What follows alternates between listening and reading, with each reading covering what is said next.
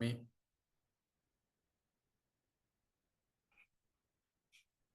I can hear you. We were muted here, so you should be able to hear us now.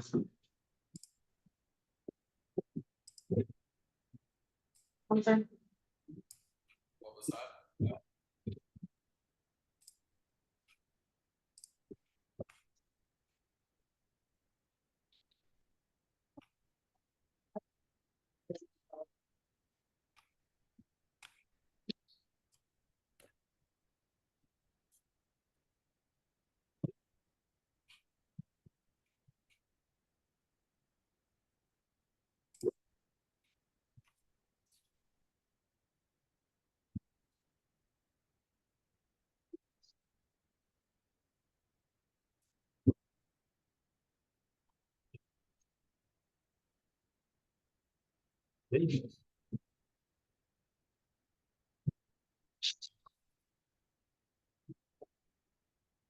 By the way, what's going down at the elementary school? That place was packed. Promotion. Yeah. Yeah, there's a couple of folks that are gonna be late because of that. Graduation. Probably because it's a good reason to miss practice. Yeah. Probably the only one.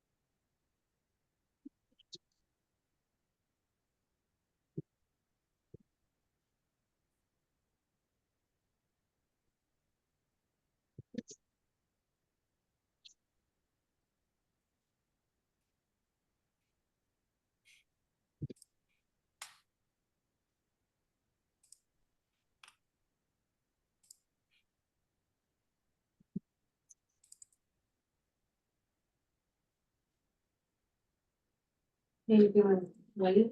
Yeah, let's wait just 1 minute, that's it.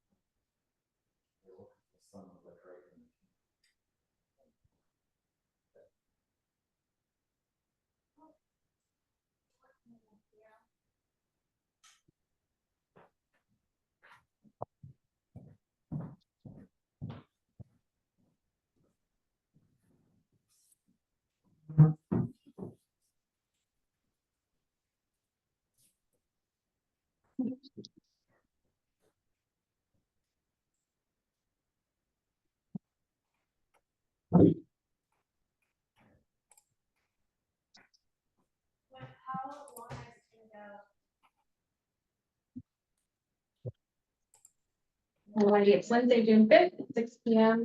Call the budget meeting number 1 to order. Jackie, can you do a roll call, please? Yes. Mayor Cutchin. Counselor Coker. Here. Linda Kammerer. I can't. I can't, okay. Kristen Dodge. Here. And Lisa Samuelson. Okay, she said she'd be late. Seema Lavelle Beers. Here. Counselor Bjornson.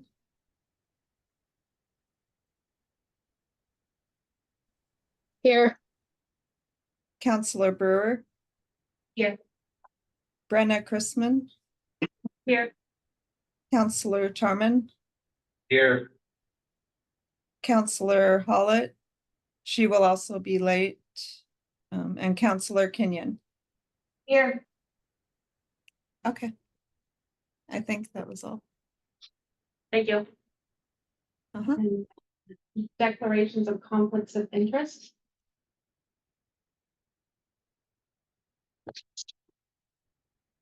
I have a potential conflict of interest. My husband works for the City of Oak Ridge Public Works. Yes, my daughter works for the Oak Ridge Police Department. Counselor Bjornson? Yeah, I have a potential conflict of interest. I am a volunteer at the fire department. Thank you.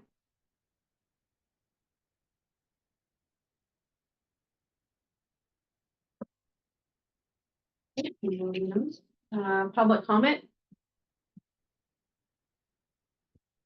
Mr. Barclay? Yeah, just Dan Barclay, Oak Ridge, Oregon. Just real quickly, first of all, I don't envy any of you, what you're about to embark on. Last year, I thought was probably the worst budget cycle I'd witnessed since I moved to Oak Ridge. A lot of meetings, important information was not provided at the meeting. The budget committee had to struggle through it and make it work. And looking at what's transpired this year between, some dysfunction in the finance department and so on and so forth, it makes this year says to last year, hold my beer. But I do appreciate those of you that are going to work through this. But my question is this: looking at the budget that's being proposed, that budget is just over $2 million more than the one it's replacing, or 17.6%. And I understand that water and property taxes are a small piece of the revenue sources, at about 2.2 million, I think, 2.3. But we're talking a 17.6% increase in the budget 1 year to the next, when you've got 3.6 on the water, 3.34% on your property taxes, and the same on your COLA increases. Where is that 17.6% increase coming from? Because you can't spend it if you don't have it. Anyhow, again, thank you for your service, and that was my concern. Thank you.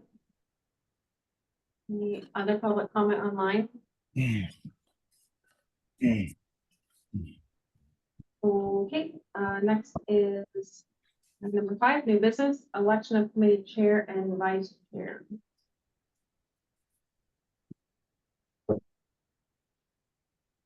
I'll move to appoint Brenna Chrisman as the chair of this committee. Second.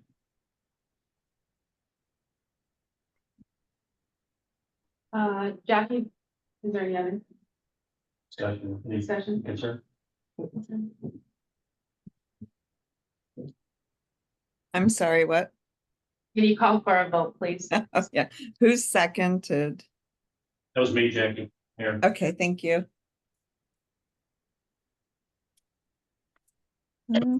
Counselor Coker, Aye. Mayor Cutchin. Aye. Linda Kammerer, Aye. Kristen Dodge, Aye. Seema Lavelle Beers, Aye. Counselor Bjornson, Aye. Counselor Brewer, Aye. Brenna Chrisman, Aye. Counselor Tarman, Aye. Counselor Kenyon. Aye. Okay, that's all.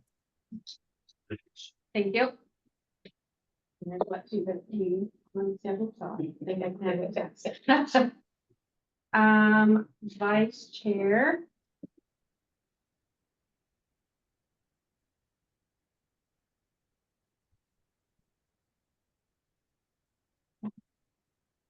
I'll move to appoint Linda Kammerer as vice chair. I'll second that. Any discussion?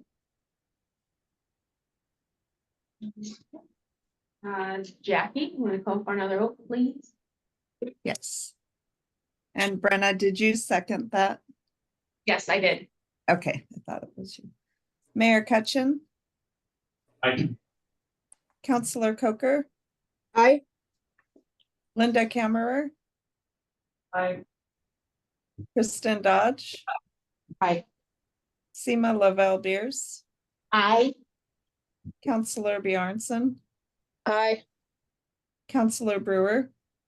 Aye. Brenna Chrisman, Aye. Counselor Tarman, Aye. Counselor Kenyon. Aye. Okay.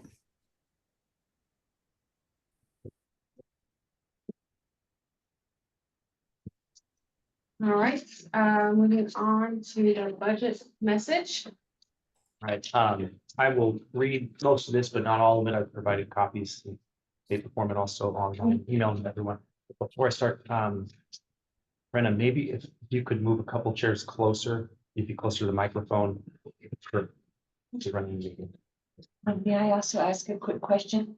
Can someone hand me a copy of all of the documents that are provided?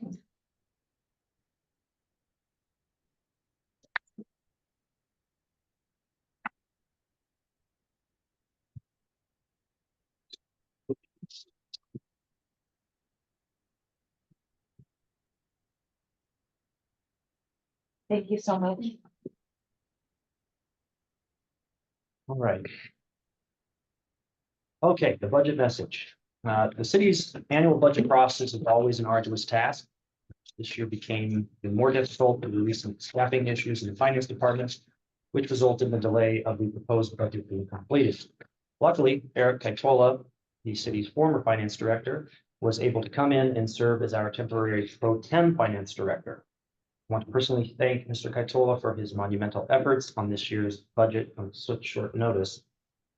Without his help, I'm not sure what we would have done. I also want to thank our department heads, Police Chief Kevin Martin, Fire Chief Scott Hollett, Community Development Director Rick Zylstra, and Public Works Supervisor Robert Chrisman for their tireless efforts as well.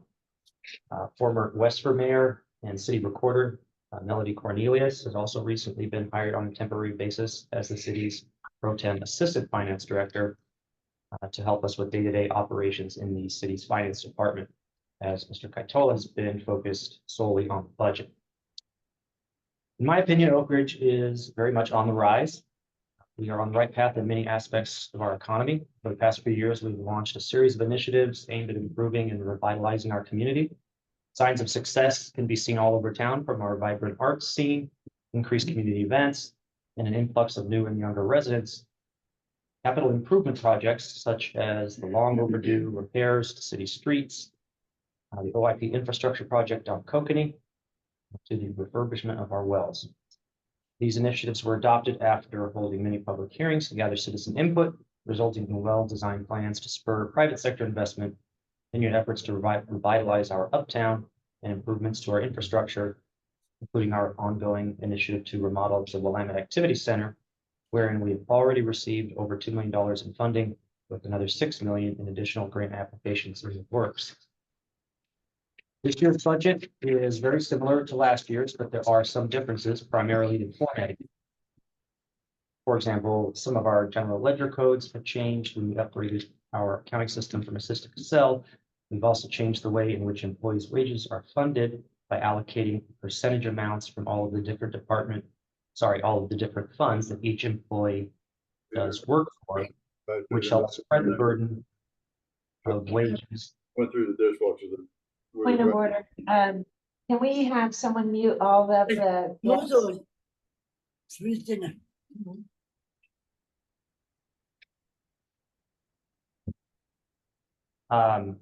So this change in allocating percentage amounts from all over the different funds that each employee works for helps spread the burden of wages and admin overhead and increases transparency. Additional proposed changes and additions to this year's budget include the following. And again, these are all proposals. Reducing the public safety fee to $20 per month transferring $11,160 from the Parks Fund back to the RTMP Fund to correct the multiple erroneous transfers made from the RTMP Fund. And I might add that there were additional TRT mistakes that were made, and those will be fixed through a journal entry this year. Putting $20,000 back into the parks budget for seasonal workers. Adding one entry-level position to Public Works using water and wastewater funds. And adding a 0.5 FTE position to the planning department to assist with planning, permits, and administrative work on code enforcement, which will benefit police and fire as well. You also notice that interest revenue has increased dramatically.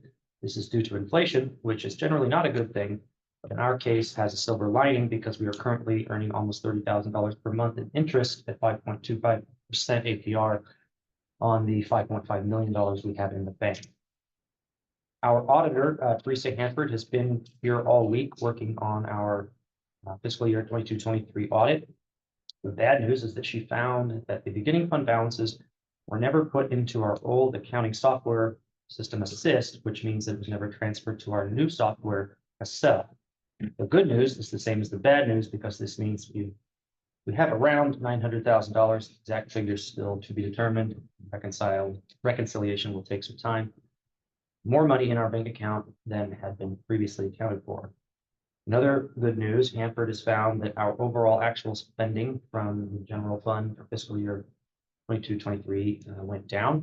This is a result of a lot of hard work and dedication by City Council, Mayor, City staff, community members like you who have volunteered your time to help us make prudent and sometimes hard financial decisions. Hanford expects to complete the fiscal year 22-23 audit sometime next week and will be at tomorrow's June 6th City Council meeting to answer questions. But there's still a lot of hard work to be done. My staff and I have been working tirelessly to chase grants, increase and broaden potential revenue sources, foster partnerships with other communities and organizations, all in an effort to find and capitalize on any and all opportunities to make Oak Ridge a better place to live and work. Like most of our citizens, I'm fully committed to the long-term success of our city because I realize how lucky we are to live and work in such a beautiful community, which is why I continue to do everything I can to earn and keep your trust. I then go on to explain the budget process. The role of the Budget Committee, which is comprised of all of the City Council members, the like number of citizens of the city, is to review and approve the proposed budget as well as the tax rate levy. The City Council may make certain adjustments to the approved budget for adoption in June. But great weight and deference is usually shown to the work the Budget Committee does, why it is so important. I want to thank everyone on the Budget Committee for contributing their time and effort to the budget process. Since some city staff are still relatively new like me, we definitely need your help and expertise. The work we will be doing together is vital to our community's success. Our city is stronger when we all work together, and I'm honored and excited to see what we can accomplish. Let's get to work on this budget. Thank you. Welcome, Melody. Welcome back, Eric. Thank you. Moving on to 5.3, presentation and discussion of proposed fiscal year 24-25 budget. All right, so since we're a little short on time this year, just to Budget Committee meetings scheduled, we're not going to do the department by department presentations and slideshows like we did last year.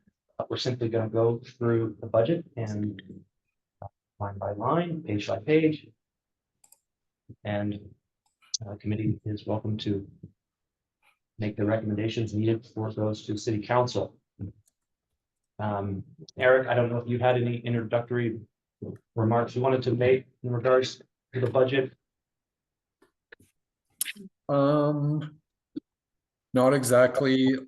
The one thing I will say is I really don't, in the budget documents, the preceding year columns that are on the left-hand side of the page don't have the detail that exists on the right-hand side of the page. I had to do category totals because I needed to use the audit to put down numbers that were published and given to the state for the audited financial statements. And the lack of detail over there on the left-hand side really bugs me, but I didn't have an option. I had to use the best numbers possible. So the far left numbers coming from the audited financial statements for FY22, the FY23 numbers, which should be actuals, but we don't have the audit done yet. So I use the adopted budget numbers there. I don't like that either, but it was just kind of what I had to do to move forward. So, you know, I know people want to see the detail for all of those account lines, and I would want to see it as well. So just know that I didn't do it to do a shortcut or something. It was because this is what I had to do. And we are hoping, from talking to the auditor, that she will be able to complete the audit and we will have numbers for 22, 23 before the next meeting. That is the hope.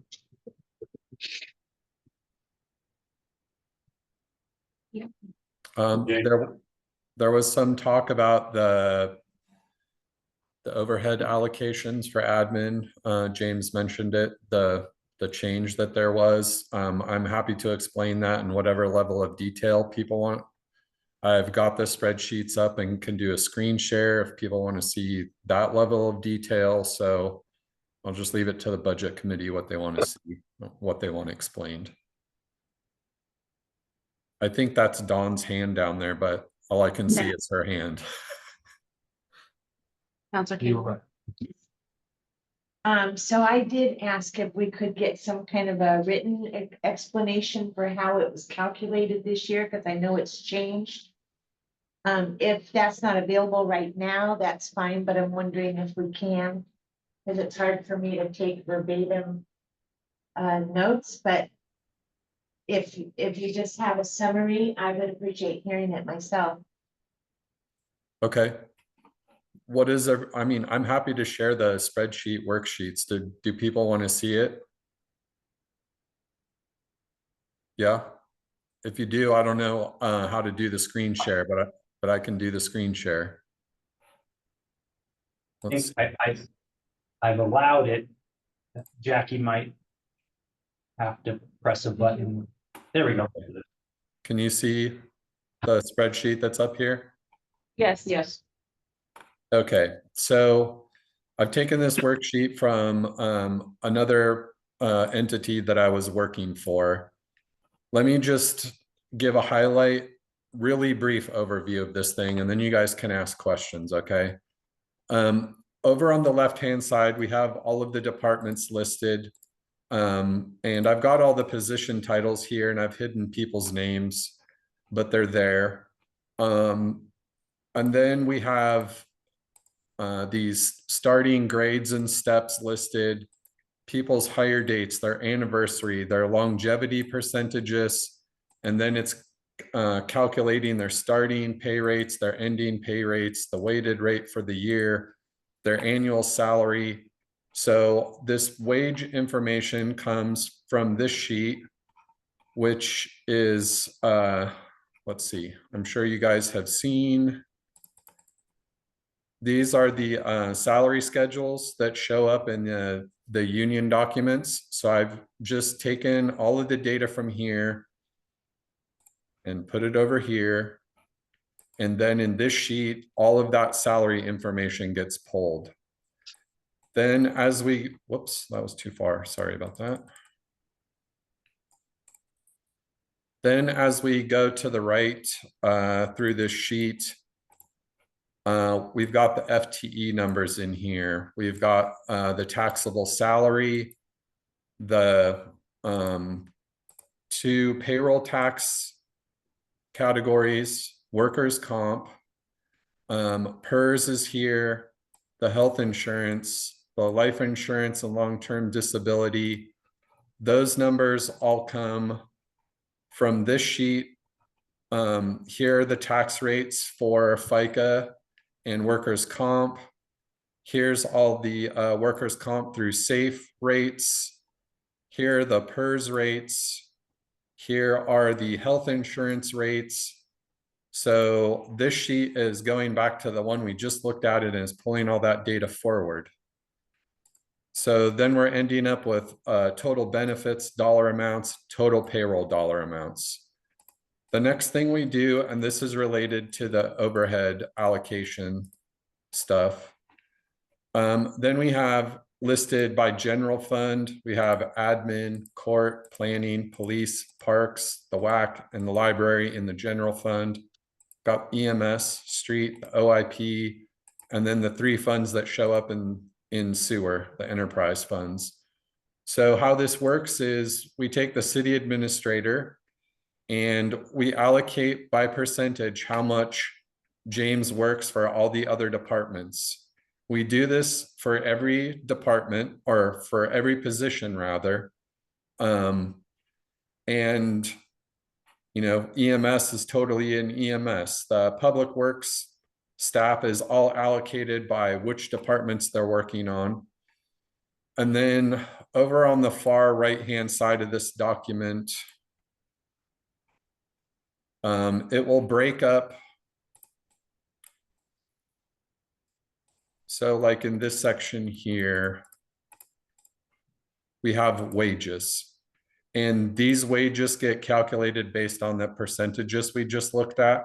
So it's taking James's full wage and applying the percentage that he works in admin to this. This sheet just keeps going all the way to the right with categories like workers' comp, health insurance, FICA, you get it. It just goes all the way over to the right. And what this gives us is at the bottom of this sheet, we have this, which again, the categories are like we saw above. There's all the general fund categories. There's EMS, there's street, there's the OIP. Sorry, jumps.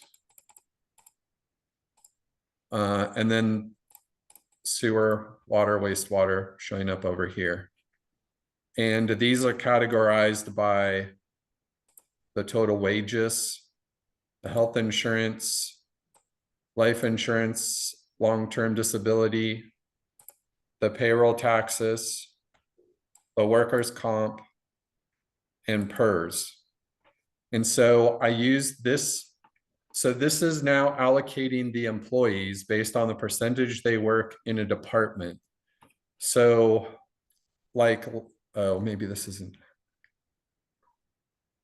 So that's how we're allocating personnel. Does anyone, what kind of questions do you guys have about this before I go on to the next piece?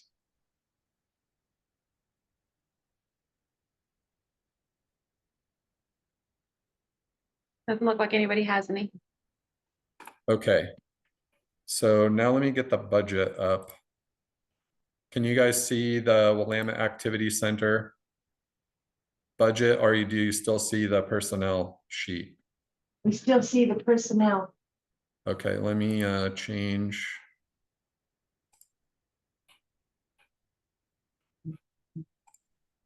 Can you see the budget now? Yes. Okay, so let's take an example for streets. Previously, all of the admin overhead, the way the admin overhead was calculated before was all of that wage stuff that we just looked at was included in the admin overhead number. And I don't like that because it's putting personnel services down here in materials and services. So now that the wages are spread with that personnel worksheet that we just saw, it's actually spreading the wages up here in personnel services, which I think is more transparent and, you know, it's aligned. Personnel services are in personnel services. So the result is, sorry, I'm scrolling so much. In the funds now, you might see that personnel services numbers are going up a little bit, and these FTE numbers are going to change a little bit because instead of someone being allocated straight to streets, they're getting allocated on those percentages we looked at.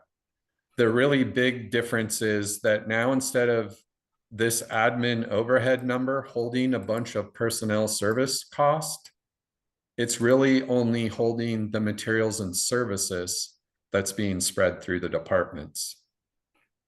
And let me pull that sheet open. Where'd it go? Okay, here we go. Okay, can you see the allocation of administrative overhead here? The worksheet? Yes, Okay. So before, what happened were all of the wages, the salaries for this, all the salaries for the people in admin, all the PERS costs, the payroll, health insurance was all included in the upper section of this sheet. And that got divvied up between the departments as an admin overhead number. So I've eliminated all of the personnel costs, wages, salary, all that stuff is gone from this sheet.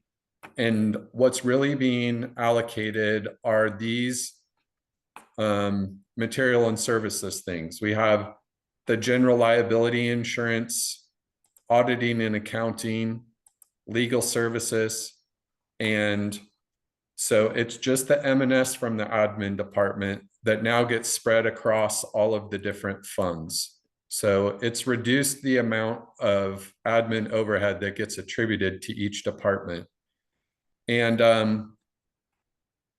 you know, some of these things like banking and financial fees, they're all in admin. They don't get spread across the other funds. Election expense is only in admin. It doesn't get spread across all the other funds. This way of spreading out these funds, this is from a sheet that was created before I worked there the first time. So these percentages were already set by some policy, I don't know, but I didn't change the policy. I just kept the percentages that auditing and accounting get attributed to police. I just left it the way it was. All I've done is updated the auditing and accounting number. So does anyone have any questions about this? Let's see here. Where's the person?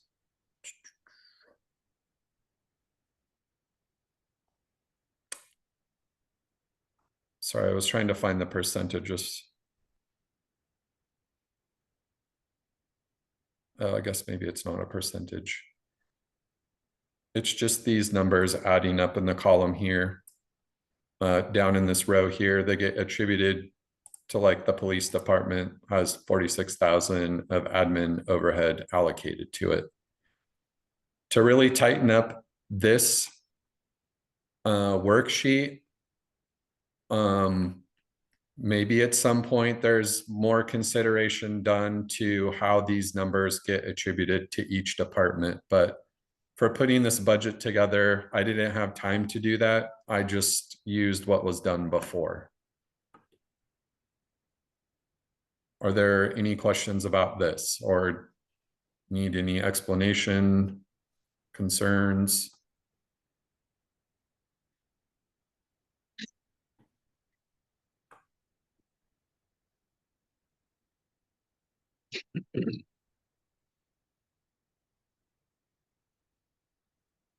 Nope.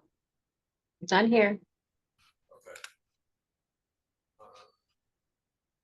So that was an explanation of the personnel worksheet and how we did the overhead allocations, which were two of the questions that Dawn had.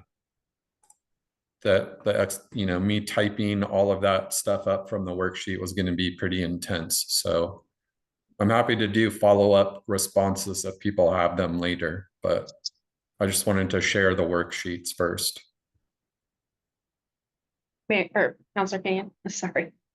that's fine. I just want to say that's the best and most thorough explanation we've ever received for the allocation of admin overhead, and I super appreciate that you shared that with us.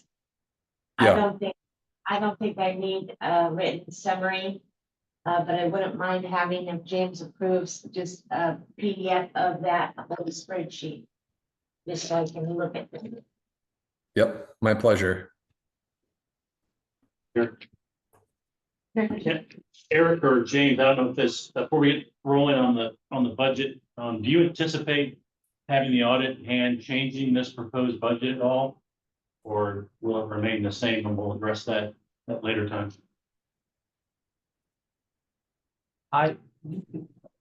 Eric may have a different opinion.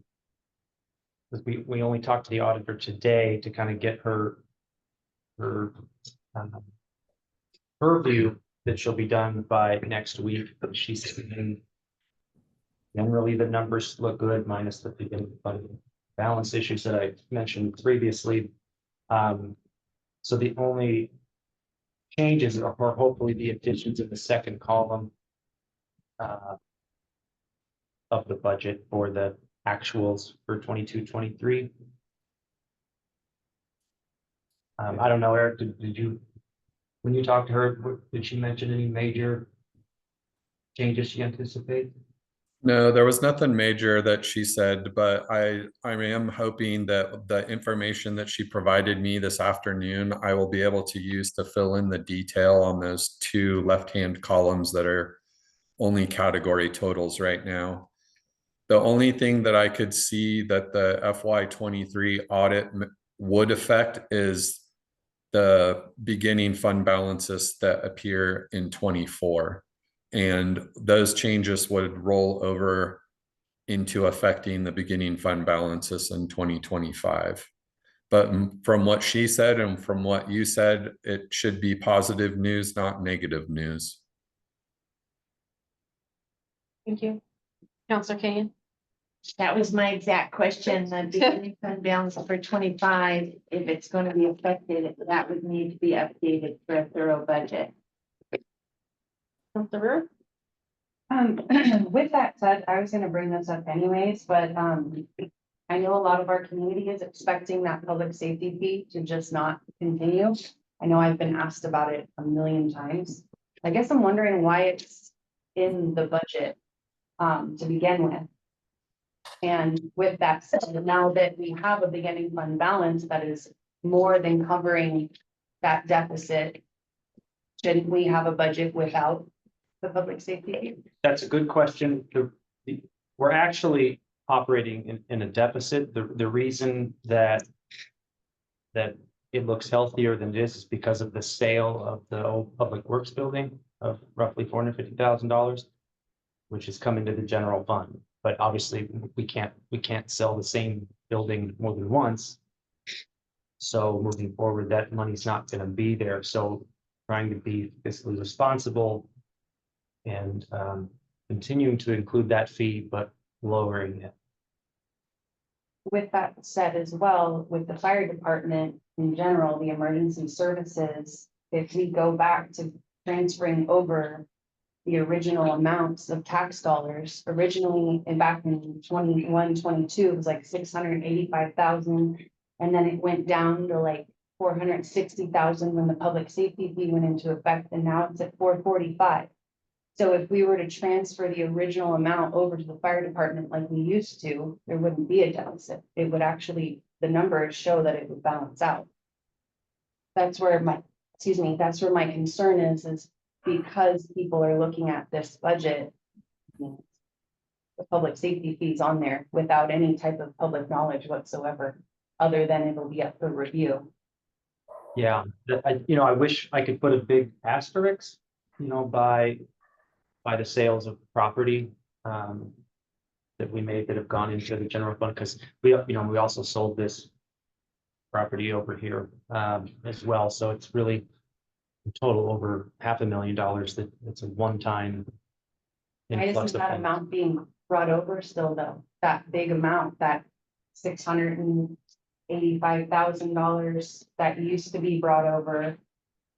I have to get to the page, but I spent a lot of time looking at it, and that was one of the things that really stood out to me was the fact that general fund used to transfer all this money over to the fire department, but then when the safety fee got enacted, it stopped. 665 in 21-22, 465 in 22-23, and down to 466. And then this year, they're only offering 445 transferred over. That's because that's all that's needed to plug the gaps, really. But it's not, because now we have a public safety fee that we need to implement in order to fill the gaps that the community doesn't want. We never voted for it, we never wanted it, and it's still that way. And a lot of community members feel like they were duped into believing that it was necessary when it might have been able to be avoided and flat out lied to. That's another thing that I'm under a lot of scrutiny with. I was here and prepared that budget, and I guarantee you 100% the public safety fee was needed, or there you were going to lose like 4 or 5 employees. I swear to God, I guarantee it. I remember. Yeah, and that's absolutely possible, but I mean, now we're in a little bit better of a position, so I want to make sure that we have the budget possible without the public safety fees, because I personally would like to see it come up for our community. And I feel like if we work into this budget with that in mind, instead of automatically just working it in, I feel like we might be able to make it work, especially with the new beginning fund balance that we didn't even know was there. Kristen? I have a question about the audit itself, Eric, if I may. Sure. Was this a regular annually scheduled audit, or was this a forensic audit? Not a forensic audit. No, this is the city has to have an audit every year by law, and this is just that, complying with the law. Well, if I may, given the fact that this 900,000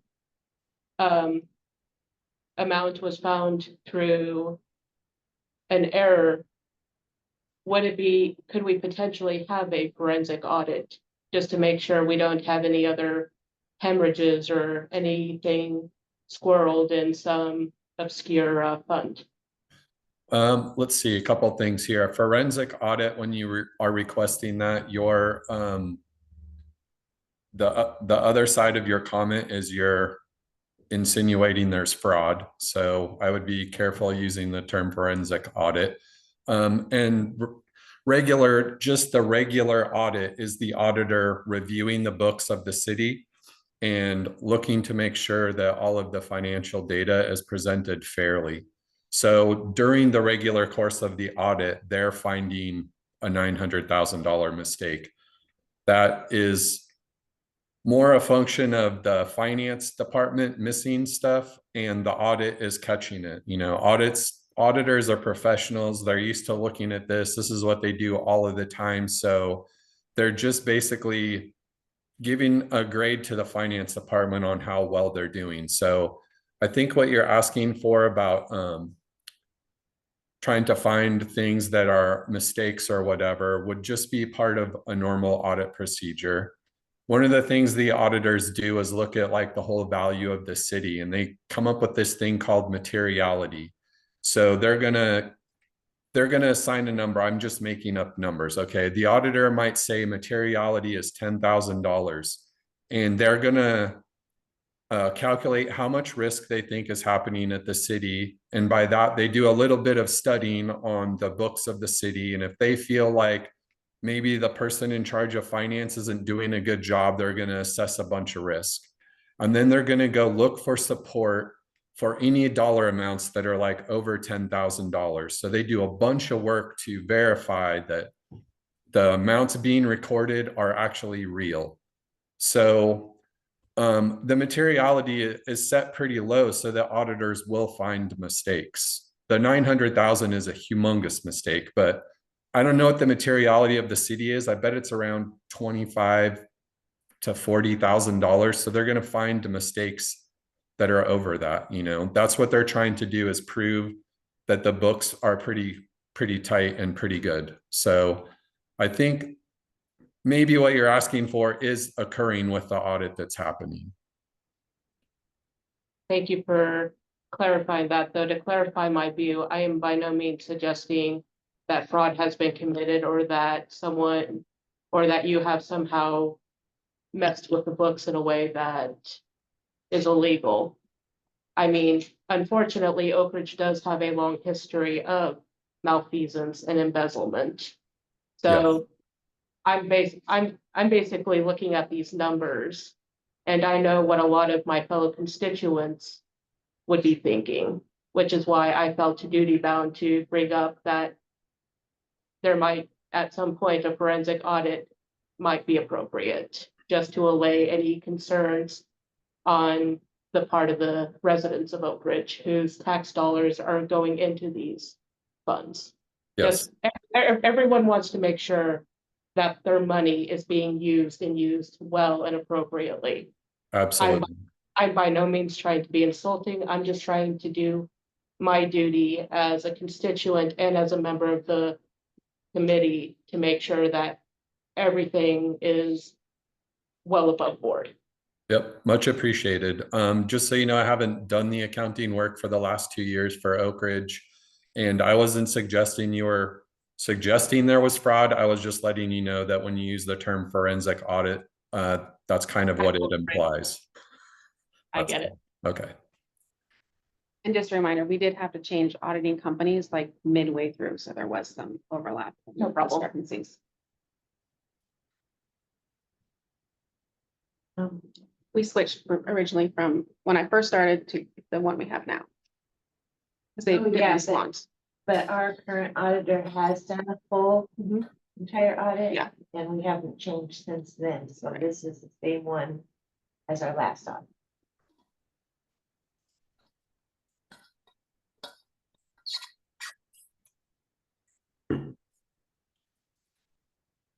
Okay. Mind if I follow up on my question about the beginning fund balance and the public safety fee? I really think that it should be something we consider. I mean, that the beginning fund balance is gonna change the entire budget anyways, right? Right. So why not run numbers without the community needed public safety fee? I mean, $900,000 fills the gap, right? Well, it may not fill gaps in general fund. You know, it may be determined that And only half of that public safety fee goes to the fire department, the other goes in the general fund, which is increasing by $900,000. I don't know, Chief Martin, do you receive any money from the public safety fee for the police department? Because we're supposed to get half, the fire department's supposed to get half. Yeah. I will say historically speaking, right before Brian started, the big transfer, it was right before Brian became city administrator. The transfer was not from the general fund. It got transferred from sewer, water, the proprietary funds took money to the general fund, then to the fire department. That was the pro tem. Yeah, it did not come from the general fund. It pretty much came from the proprietary funds to the general fund back to the fire department, and that was, Related admin overhead. yeah. So that was not even tax dollars. That was proprietary fund money. Now it goes into the general fund, right? And then half of it gets transferred to the fire department and the other half stays in the general. It goes to, it's in the police budget as money coming in the police budget. So if we get rid of the public safety fee, then we have to go to the police department and say, okay, you need to cut whatever, $110,000 from your budget. And Budget gets funded from the general fund, right? It comes to the police. Because the police and the fire department are both receiving half of the funds from the general fund. That's where it goes originally, and then it gets distributed out. So that's what I'm saying. If we no longer need it to cover that amount, why do we still have it? okay, so going back to 900,000, we don't know where that money is supposed to go. It may all be in proprietary funds. For instance, there is a public works fund that we didn't realize was there. It's something to do with water. What? Reserve fund. Water Water reserve reserve fund. That money cannot be given to police or fire. So this 900,000, and again, we don't know the exact number. If those are proprietary funds into water, that doesn't help the general fund at all. And moving now, Hopefully, yeah. so is that something that we can consider if we find that some of this money that's enough to fill that gap? is able to go into the general fund and be spent the way that the public safety is spent. Is that something that we can look at and taking it off? It's definitely something we can consider, but I just want to remind everyone that, again, take away these property sales, we're operating in the red again.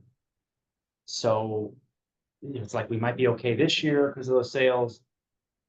So we might be able to get rid of the public safety fee this year, but then next year we're gonna need to bring it back. And so We're just gonna keep charging people just in case we need it? That's where I'm having the problem. Can I make a comment? Is that okay? Yes. And Eric, correct me if I'm wrong here, but usually when you have the beginning balance, it's divided amongst the different funds. It's not, you can't just put it in whatever fund is lacking. It's usually allocated specifically for funds. We don't know where they originated from, so we don't know where they're allocated to until the auditors completed her job. That and like James is saying, as far as the property sales go, that's a once and done thing. When you're working with the budget, you almost ignore that beginning fund balance. You want that to be balanced. The resources should balance the expenditures without considering that extra beginning cash. Especially when it's a once and done property sale. That's just my experience. And again, Eric, correct me if I'm wrong there or add to that. I would hesitate taking any resources out right now, not knowing where this, just found out about it today, all this extra money is allocated towards. Yeah, I agree. Yeah, Melody's on point, and so is James. I just want to reiterate, the auditor mentioned the 900,000, but the 900,000 might be in streets, OIP, water, wastewater, stormwater. There might be $0 that go to the general fund, right? I do understand the community not wanting to pay the public safety fee. That's obviously understood. And I would just warn against taking a revenue line item out of the budget at this process, since we've just heard about the beginning fund balance thing today. There's no way to know. You could leave it in there with the caveat that if this money that comes in on the beginning fund balance can fund the difference that the EMS and police need, that's public safety fee, that the public safety fee would just get turned off, for the year or whatever. But I would not remove it. I would just not remove it at this point. And, make it clear that you want to remove it or pause the public safety fee if the beginning fund balance can take up the difference. It's going to be a lot harder to put the public safety fee back in than to just turn it off, is what I'm saying. And it also has been reduced. This number is, we haven't gotten to that line item yet. I don't know if you want to wait to explain that when we get to that line item. yeah, but yeah, we've estimated it at $20 rather than 22. That's my recommendation.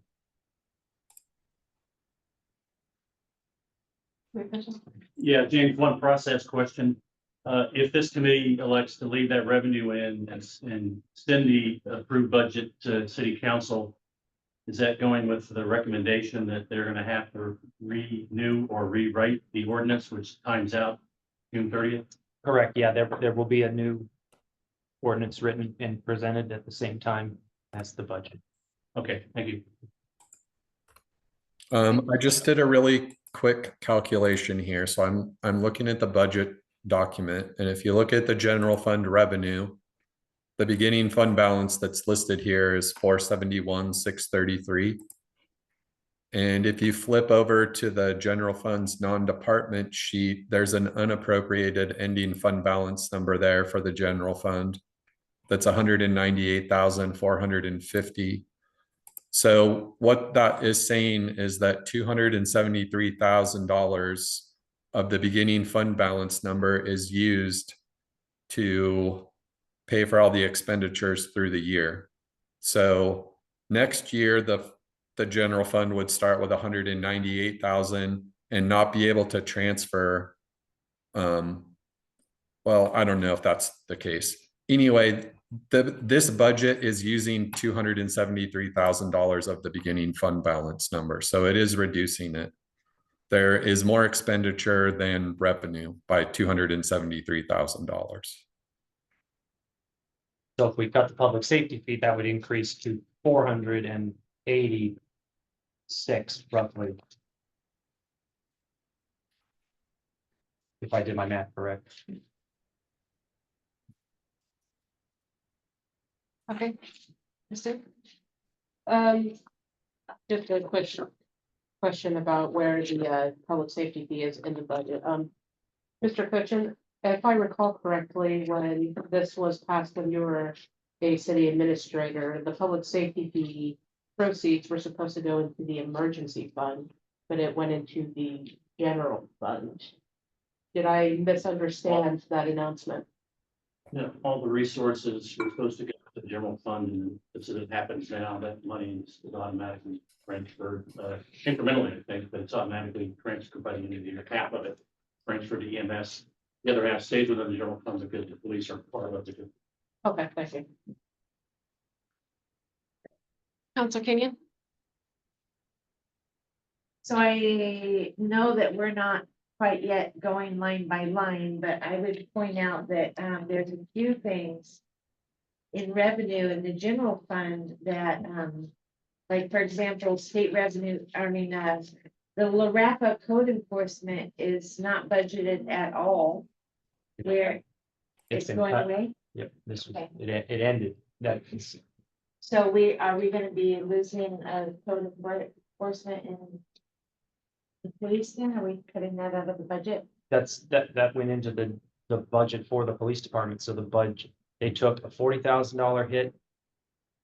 40, right, from El Rapa, or is it more? That was 57. Oh, you- 7,917. Okay, so police took us almost $60,000 hit there. We also took a $30,000 hit because the city of Lowell 20. 25. 25, okay, sorry, $25,000 hit. No, I think it was 20. I think they were right at 30. And then they're gonna, 4,889. okay, so And then- 24. And they went down to 10. Correct, because they can't afford it this year. They're hoping to be able to afford it next year. But they're having to pay a lot of money in legal fees to fight a lawsuit. And so they're having to redirect a lot of their general fund money to that effort. They think they will win and prevail and get that money back. So they're hoping to increase their contract next year. But my point is, those two hits to the police department right there total. Help me out here because a bunch of numbers got thrown around, but $60,000 roughly. Little over 70. So okay, that explains that then. I was gonna just say that, now I forgot what I was gonna say. I reckon we get moving on the budget. Yes, please. We're almost an hour in. And it might help folks if you number your pages. I just realized there's not page numbers on here, so as we go back and forth, it might be helpful. So you're starting with the very first page of grant number 1?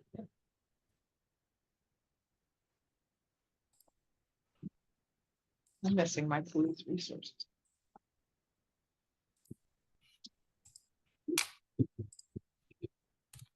Resources and expenditure should be in this. Calling the first page, the resources general fund, page 5. No, the very first page is number 1. Yeah, That's page 1, yeah, for the general fund. Page 1. Okay, that's what I have. I just want to make sure. okay.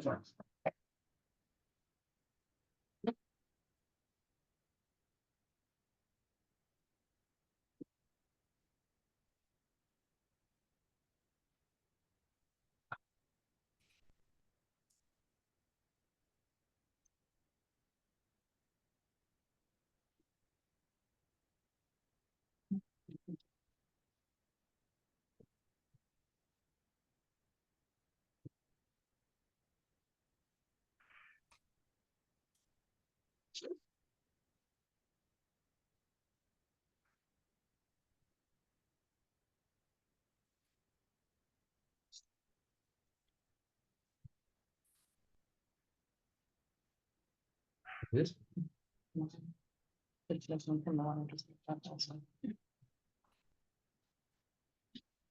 so Melanie just points out, we're looking for the police revenue. That's in general funds. Oh, right, because then that's, yeah. Well, that's right.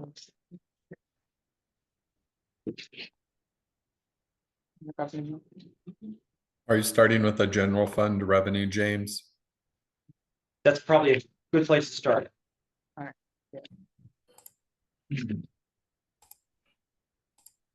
That would be page 5.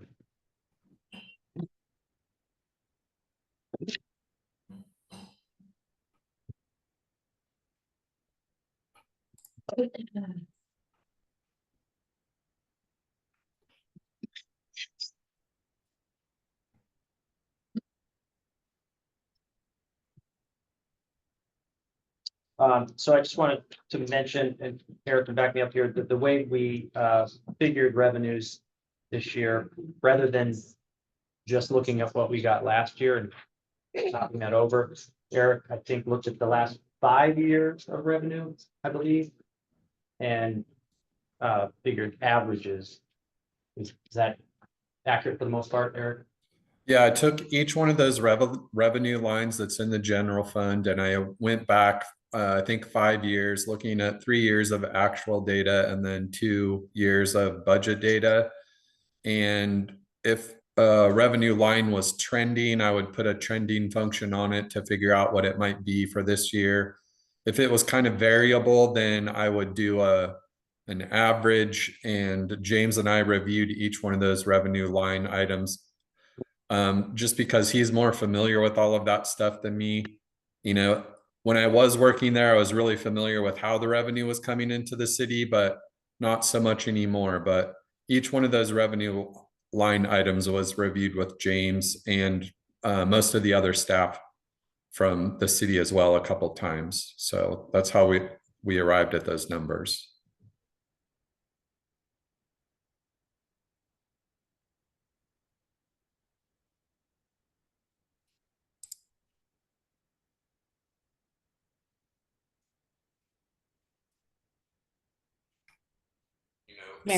James, or Eric, line 32, is that anticipated revenue or is it firm revenue?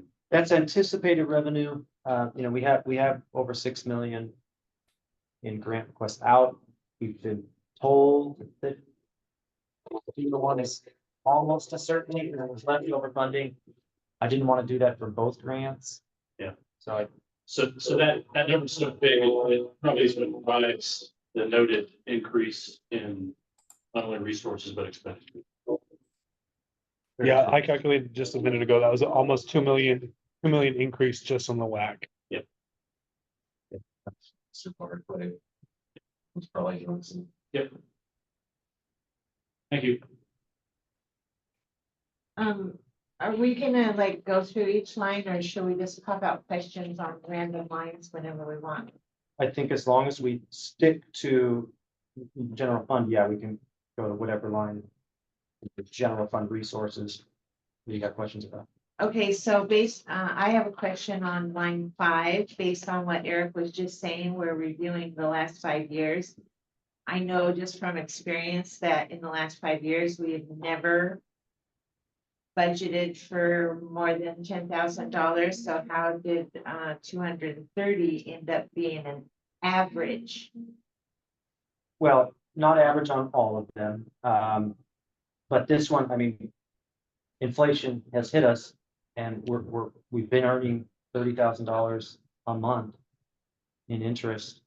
And I don't see deflation happening anytime soon, but I don't see interest rates going down anytime soon. But I'm not an economist, but trends are usually slow. I would ask then only, I knew that we got the $1.5 million that ended up getting put into that LGIP account. Where did the rest of the 5 million that you mentioned? How did that account grow so much in the last year? So what that account is, it's through Banner Bank. And the money market account through Banner Bank is actually earning higher interest rate than LGIP. Oh, this is the money market? I'm also scheduled to create a document that suggests what the interest and monthly revenue would be for the next year. I just haven't completed it, so I'll try to get that done before the next meeting. Considering what is in there, how it's allocated, the percentage, and then how it will be distributed. Oh, cool. question, how it was gonna be distributed.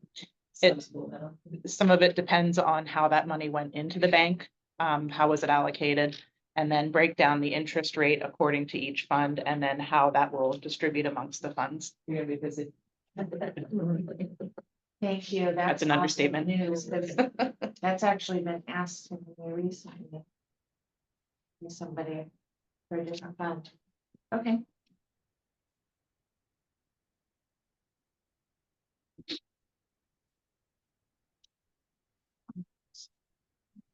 That interest on the grant. It's all different monies. It's Okay, it's.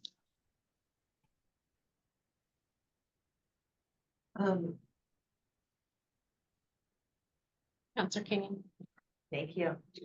I wanted to point out that something that I caught when reviewing this budget is that there is not a fund in here that we created last year, and it was part of last year's budget called the WAC Grants and Allocations Fund, which is where the 1.5 million was living for this whole entire year.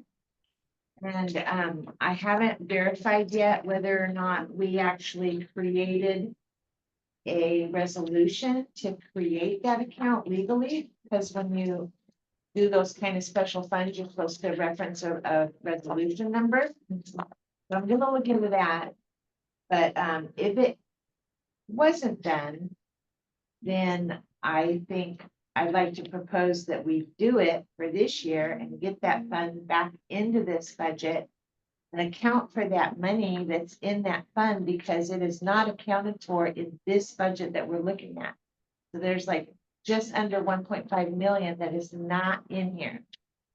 I asked that very question of Eric earlier today, and if you look at that fund that Colleen created, the 1.5 is actually shown as expended, so that's why it doesn't show up anywhere. We know that's not really gonna happen because there's We very know we little. didn't spend it. Right, so Eric tells me it will roll into the beginning balance for this year. We figured that out. Have I got that right, Eric? Yeah, exactly right. Well, And Don, just- sorry. Go ahead. When I was looking at that WAC account that you were talking about from last year, the grant money one, the account numbers that are in that fund are truly sitting in the general fund. So it's not genuine to have it removed from the general fund when I was prepping the budget this year. So I put the WAC back in the general fund because all of the account numbers indicate that it's in the general fund. I just wanted to let you know, that's why I moved that back in there. What line item? I'm not sure what you're talking about. Page 32. 132. Line 32. 32. Oh, If you look at the, I don't know what page number it is, but it's the Willamette Activity Center Fund that's in the general fund. There's the personnel services and M&S and capital outlay in there. Right. The account numbers we have set up in Cassell and in Assist will organize the Willamette Activity Center within the general fund. Right. And last year it was presented like it wasn't in the general fund. And I just... Special fund. That's not true. Last year there were two. One was called the WAC, which is the same as what we're looking at here. And one was called the WAC grant and allocations. That's the one that's missing this year. The Correct. regular WAC has always been in the general fund budget for as long as I've been around. Yes, exactly. So I am proposing that, and I'll do the work myself. I am proposing that we verify whether or not it was legally created as a fund last year. I'm gonna look that up. And number two, if it is not already created, create it.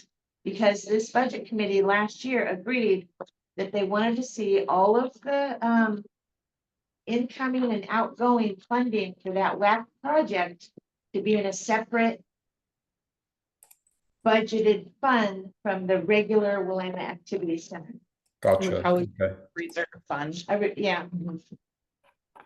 Yeah, normally in those documents where that special fund is set up to record that stuff, there's got to be text in the budget document that says like exactly what you said, the resolution number, when it expires, all that stuff. And that was not in the 24 budget document that I looked at. So True. I think the intention last year was to create that resolution before June 30th. So I just have to look back at our history and find out if it happened, okay. and I will. I don't remember that being done. I don't think we did. You don't think we did a resolution? I don't think we did. Yeah. Okay. Point of order, just real briefly, I believe Councilor Hollett is now online, and I wanted if we could give her an opportunity to declare any potential conflicts, that'd be appropriate. Thank you, James. Yeah, I came online just a couple minutes after 7, and I am declaring a potential conflict of interest as my spouse works for the city of Oak Ridge, and I'm also a volunteer at the fire department. Thank you. And Chief Hollett, I believe, is also online. I think I saw that pop up. So I think it's Sounds okay, yeah. Sure, Okay. sorry, I just want to make sure I was. Back and forth. What is the LEAP, it's actually a no, there's no number, the LEAP US DOE grant for 50,000, what is that? So that is the grant we just got from the U.S. Department of Energy to explore alternative energy sources in the OIP. Oh, okay. If that's the case, So why would it be in the general fund? Because because it's not being spent directly to the OIP, it's primarily in the OIP because that's where the geothermal energy might be, but it's a broad scope. And that money, it's going to come in and it's going to go right out to SWS because it's their expertise on in alternative energy. And frankly, I don't have time to manage that project, so it's gonna. So the city got the grant, SWS helped write it. It's in their sandbox, and we're going to be paying them to do the research. And it's worth more than $50,000 because it's providing scientists from the national labs. I remember that now, thank you, I totally forgot what it was called.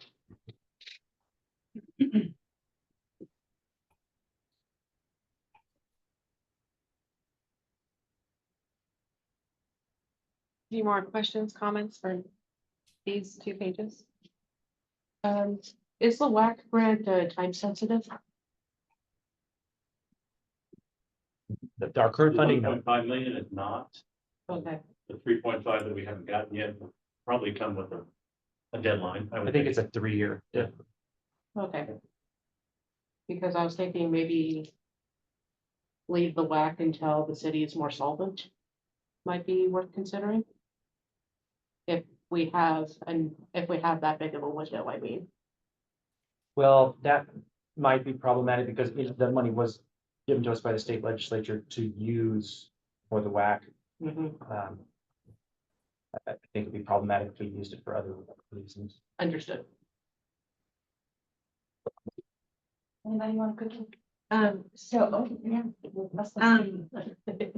So we have already received on that 3.5 million, a letter of that we have been approved for that money. No, we have not. Anticipated.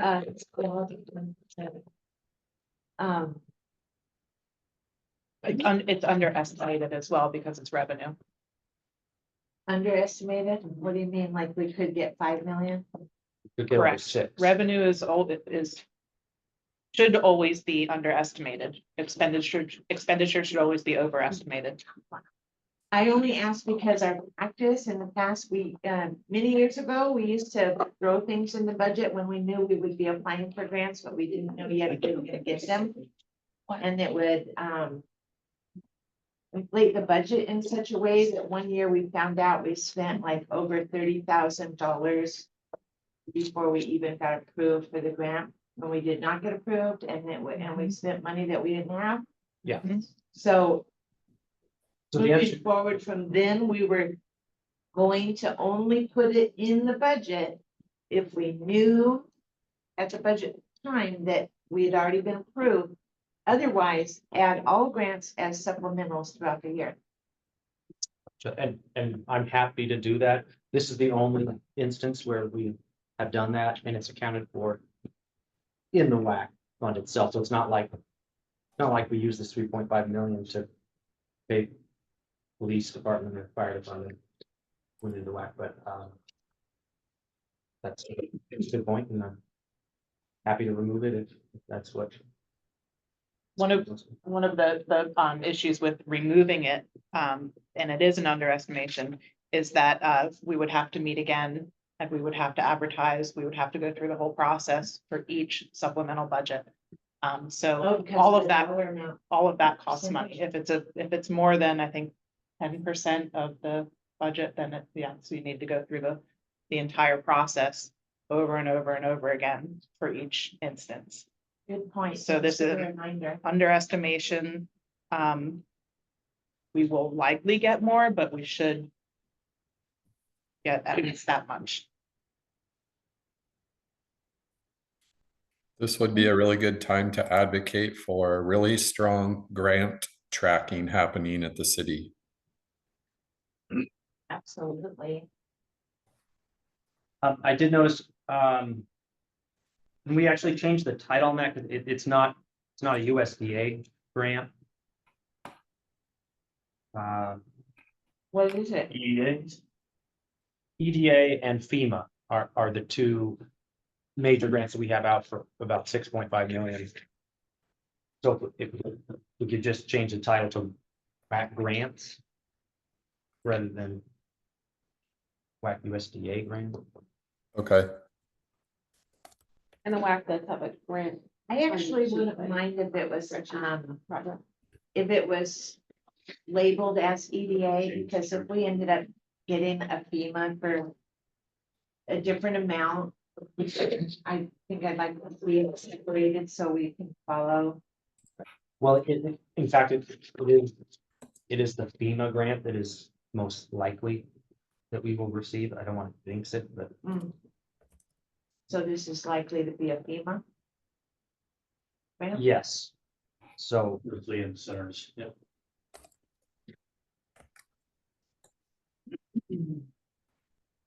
Thank you.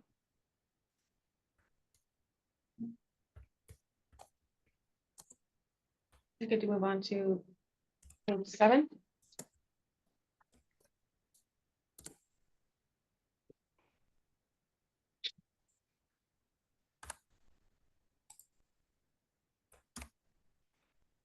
So for me, that explanation that Eric gave earlier answered all of my questions for this page. All the wages and the admin overhead. Excellent.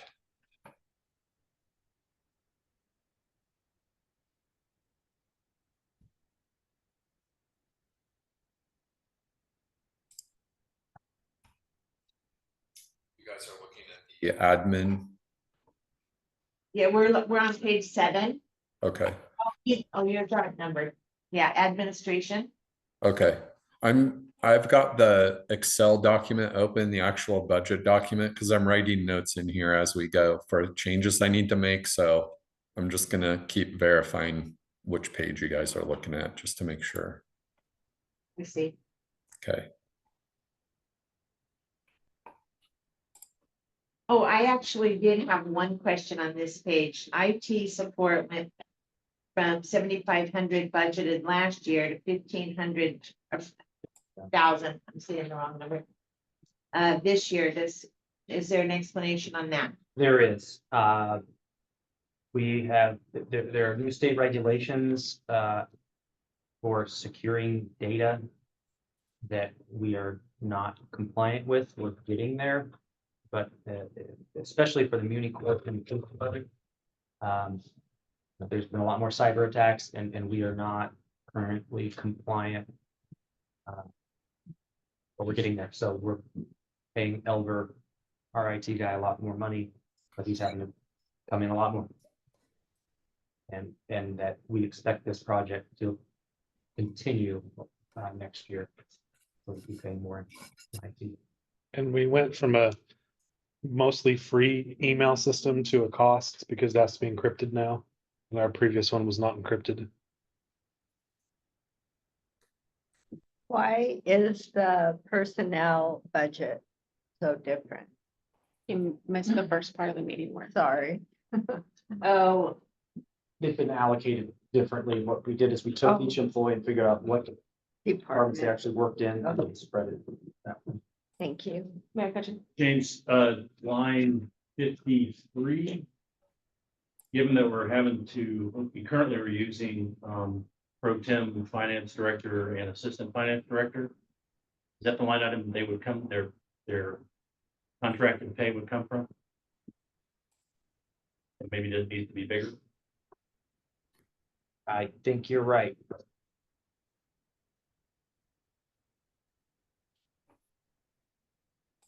maybe that's where it would come from, but we would also have a lower number in the actual salary, so would it be a wash? No. So, do you think we should increase that line then? We can increase this line, but I wonder, like, for instance, for hiring Eric to do the budget, he's doing the budget for all of our budgets. Yes. And I'm wondering if there would be a way, Eric, to spread some of that burden out into the other funds that you have done work on.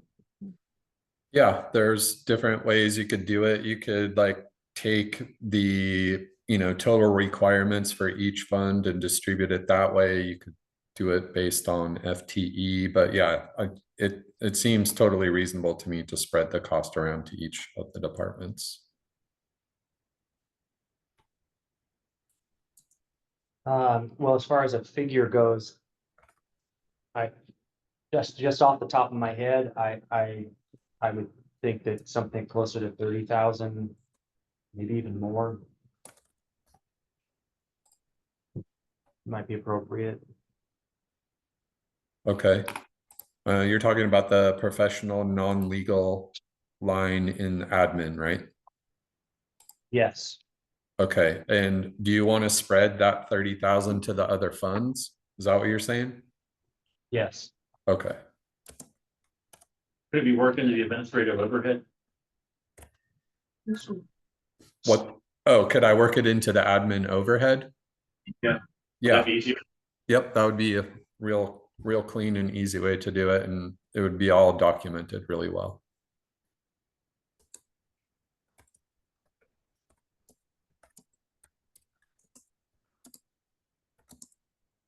And the same for the excess or we would have to, James would probably have to come up with a different number for what we might be spending on Melody unexpectedly.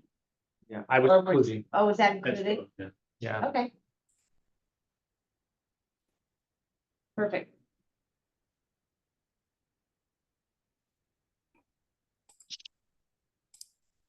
So then we'd have to determine whether or not we think the total amount of personnel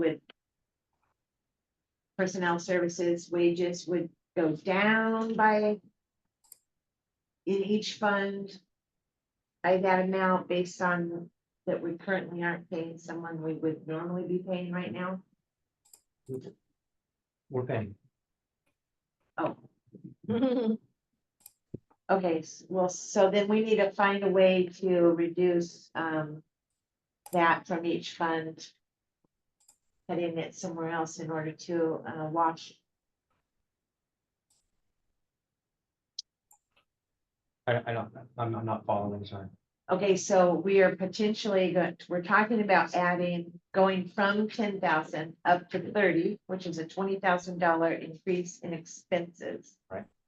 So we have to find a way to reduce on in another part of the fund or funds.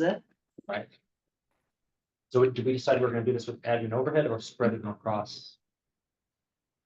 I could go into the personnel worksheet and reduce the finance director from 1.0 FTE to like however long you think it might take to find a finance director. Like we could reduce it to 0.75 FTE, which I think we should stop talking because this is an HR related thing, so I don't know that this should be in a public meeting.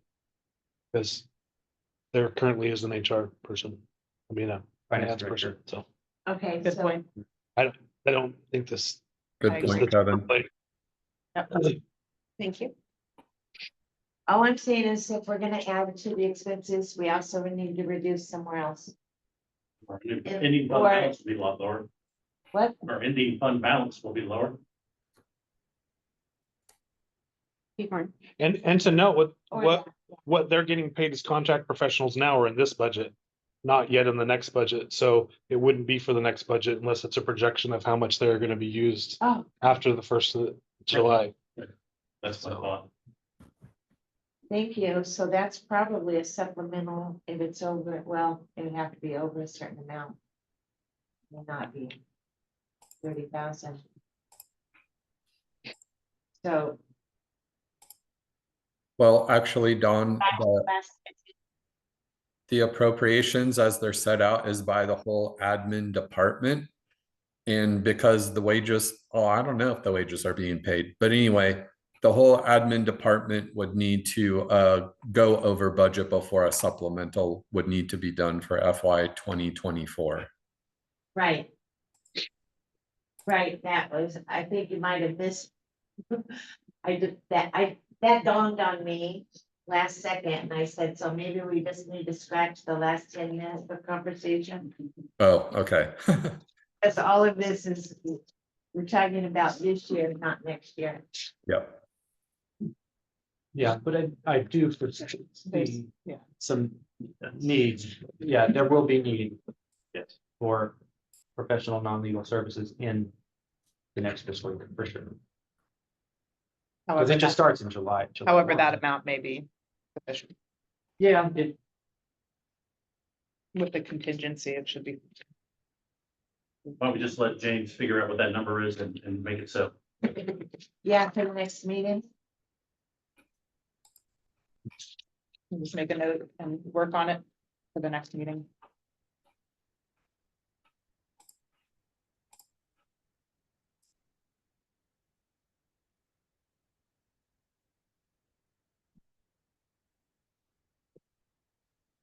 Right.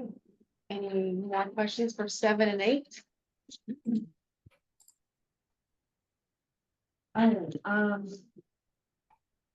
Actually, we're in administration, so I have an oddball question. I don't remember where I saw it, but somewhere in here I saw a line called vacation buyback or something like that. Line 10. Is that in this fund? Oh, yeah, vacation buyout. So. Twofold question. One is, wouldn't we need to have that in all the funds that have personnel? But secondly, we don't have a figure calculated for that being proposed, and it does seem like something that we would need to start budgeting for? Another concern that I would. Potentially, but this may be a deadline item. There are a lot of line items on here that are dead, meaning they weren't, there was nothing in them in 23, 24, nothing in them in 22, 23, nothing in them in 21, 22. Right, And we considered just deleting them, which is legal. Legally, yeah. But I've never seen that before, so I was assuming that this is something new that's been created with this budget. It was on last year's budget, which is why Eric included it on this one. Oh, And like I said, like James said, there was discussion about eliminating the line items that have already moved off the page. But Eric decided not to, just in case this, the audit that's happening right now will put numbers in some of those line items for 22, 23. yeah, and if it exists. And we have to- then we would have to just go back. It would create more work and more confusion, so it just seemed easier to leave all those deadline items in the budget. And then, like, once the audit numbers come in, then we can cross them off, eliminate them, and make it more streamlined, easier to read. Thank you. Counselor Burris. I just The- noticed, The police department does have a line in the vacation buyouts for this year, but if I remember right, I think they're the only ones, maybe EMS too. But I might be remembering this wrong, but I think all the departments had that ability when I was working there before to do vacation buyouts, and it seemed like it got eliminated, but don't quote me. I might be wrong. I might be misremembering. okay, So that would be a policy question, right? If the city of Oak Ridge doesn't do vacation buyouts anymore, then you get eliminated easily from the departments that don't have access to it. Looks like police has a number, but the rest do not. No, all three collective bargaining agreements and the employee handbook allows vacation buyouts with certain recommended thresholds and the like, so we probably need to leave those in there. Okay, see, my memory was bad. Thanks, Brian. One more question, Eric, on 7 and 8, we talked about this for the abatement line, and I don't see that in any of the funds. Abatement is shown on the non-departmental, the last page of the general fund. Under material and services, there's an abatement line for 10,000. that's page 16. Okay, It's the general fund requirements not allocated page. thank you. And for everyone else's knowledge, Chief, could you maybe explain what abatement means? and what- Yeah, so the city council passed an ordinance a few months back about doing abatements. In the past, it's probably one of the biggest things I get grief over for the citizens, even more than the public safety fee, is when they want places cleaned up. And in the past, we have not had any budget for towing or for an abatements. And my opinion is that the way I set this is ask that there's abatement money set aside in the administrative section or general fund that the city administrator has control over, and then all the funds that have property need to have towing and abatement in them to tow things from off their property. So typically speaking, if it's private property, it's the property owner's problem, and in my opinion, that it should be, so the WAC, the park, streets should be responsible for the towing and abatements of stuff off there. Because we don't have any fund source to do that, so it causes a lot of problems for the police department if we have to tow something, and towing a motorhome could cost $3,500, so we gotta tow stuff and then take care of it. Is there, I'm sorry, is there a way to, I might have missed something you said, is there a way to say, like, if you have to tow something off the WAC, can you apply that tow bill to the WAC fund? That is my request and intent. Wherever the property is, that's who it's charged to. Some want it to be charged to the police department, but it's not.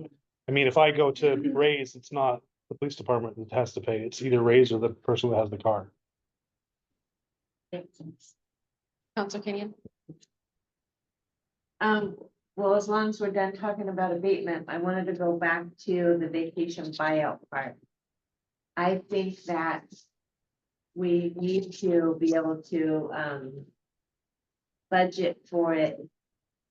If we know, for example, that an employee has, the ability to withdraw X amount of dollars, then that should be in the budget so that we know we can afford it. And or isn't it true that like if they quit or were terminated, we would have to pay them anyway? We just need that line item because if there's a buyout, it would come out of their vacation line item in the budget. So it wouldn't be paid out of what we would normally pay in vacation time, would just move over to that line in the preceding year. There doesn't necessarily need to be an amount there because the amount is made real in the budgeting for the vacation. Yes. Well, we budget for us because if I didn't, we would be short that money. Because there's no line item for vacation. Because If historically speaking, if someone, at least in the police department, if someone leaves, we have to pay them out. We hold that position open until it's paid off. So I don't go hire a new person right away until all the stuff that they have to get paid for when they leave. So that's how the police department has handled that in the past. And that's internally. Yeah. Okay, But vacation buyouts in the police department, we budgeted for. good. Yeah, having just looked up what a vacation buyout is, I imagine that the number would be subjective, depending on how much PTO the employee had accrued before they asked for the buyout. Okay, so in other words, it sounds like we don't necessarily need to budget for money on that line. Okay. No need. But Dawn, the thing that might appear is if we had detailed numbers over on the left-hand column, as vacation buyouts happen, they would get attributed to this account number, possibly. Okay. And then they would show the historical data on the left. Okay. Thank you. So we may need it. Okay, we need the line. we need the line. But it would be accounted for in PTO. Yes. Yep. Thank you.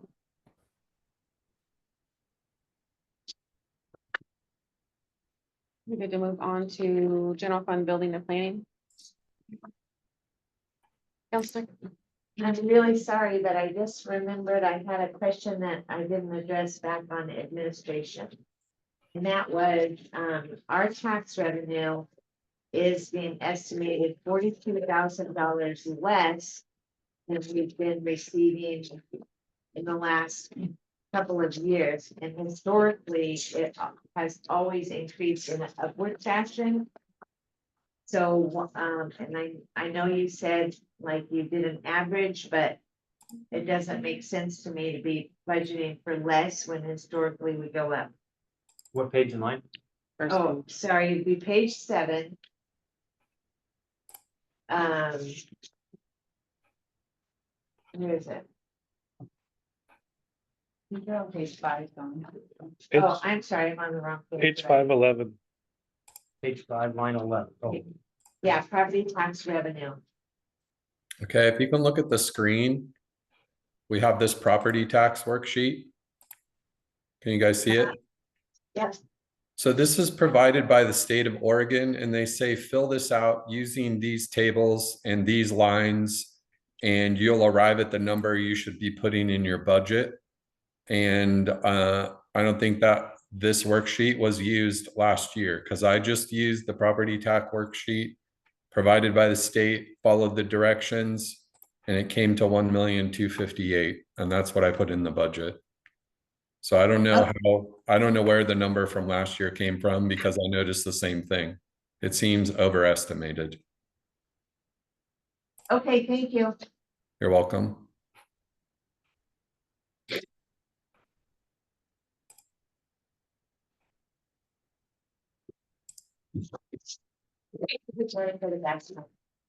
we'll be on page 9, planning, building and planning. That's what we need to write down. Yes. For building and planning, some of the biggest changes in this one, go hard to track, and I'm gonna refer to Eric for the questions on this one, but I did request and working with Eric to reinstall a 0.5 FTE stack into the position. 2 years ago, or 1 year ago, the 0.5 assistant planner was removed. I am requesting that we can bring that back. There's a lot of work going on, there's a lot of opportunity coming our way. We need personnel to help see those situations. The person that I asked to be budgeted in is at the base level for an entry level office position. There's no, is as low as we could go as far as pay. And that is the biggest change. In here, one of the other numbers that you see that grew quite a bit was planning services. Planning services is a combination of 3 different things. First would be planning services, legal, for any time we speak with our attorneys. Planning services in general, typically that is now for LCOG or any other services like LCOG we might need. And then $3,572 of that is the planning department's portion of the SCYP project. And that I'm asking planning to pay 14% of the SCYP project. What does SCYP stand for? Sustainable City Year Program, it's the U of O program that we're going through at the moment. And that's where I installed those into the budget, was in the professional. Sorry, planning services for this one, professional services for others. Any questions? What is the professional non-legal, the 50,000, what is that for? That is building official. It's who? Building official? And who do we hire? Building official, sorry, yeah, let's go professionals. Oh, okay. And their rates have gone up. No, not yet, they will, yeah, I was hoping to avoid that, there's another conversation for. Yes, and it's David's here and his staff, Yeah. yeah, exactly. Thank you. Yep. Counselor Kenyon? So my question would be on the personnel part that you're asking for. At least a couple of years ago, we had a current employee, I think it was before you came on, Rick, for this department, but we had an employee that was part of their full-time job, was the planning department. So is that still happening and you need more? Or- No, that position was removed when I came back on. That would be the assistant planner position. Okay, so we don't currently have an assistant. And the goal for that, and the intended purpose of that would be for over-the-counter building permits, administrative assistance for planning, building, code, and the like. So That's why I mentioned in my budget letter that this will also benefit police department, fire department, because they'll be aiding in the the background administrative data, on the code enforcement stuff and the abatement. letter writing. Cool. Identifying code. Thank you.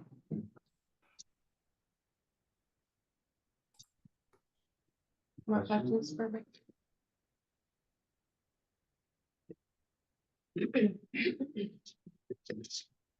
So you want to add a half a person That's what I'm In this requesting. budget? This budget is requesting a half a person, correct?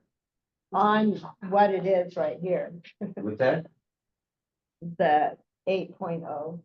so, yes, so in So all this reality, what we have right now is Okay. function off of a 0.3. Okay, So that would be part of the. So that- something we do. it's included. Yes, Okay. yeah. Okay. So, Rick, does that mean, so you're saying you want to add a 0.3 employee, so the other 0.8, the other part of the 0.8 that you have listed here, is that you? Must So, be at yeah, I'm about 0.5. 0.3, yes. And then I'm asking to increase that to a 5.5, which will result in 0.8. Okay, thank you.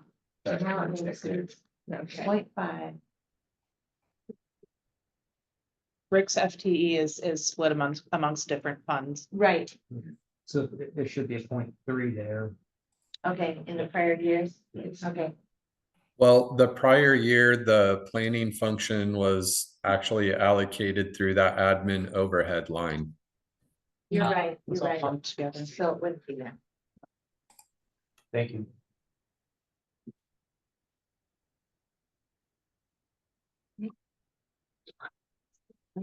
We good to move on to page 10? Police. Good note for us, part of it's a few cuts and the other part was just some stuff falling off that were grant funding. Our budget went down $20,000, a little over $20,000. And then I can answer any questions if people have questions.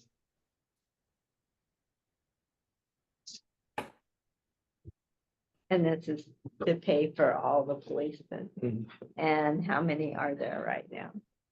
We have 1 civilian and 5 commissioned. Policemen. One is in the academy. Yeah, 1 is in the academy.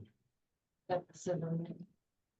The civilian. No, Michael is the I civilian. was wondering. Oh, Okay. and 5. 5 commissioned. 5 commissioned. And what's the coverage? Well, 24 is a day, but 24 part of it's call out.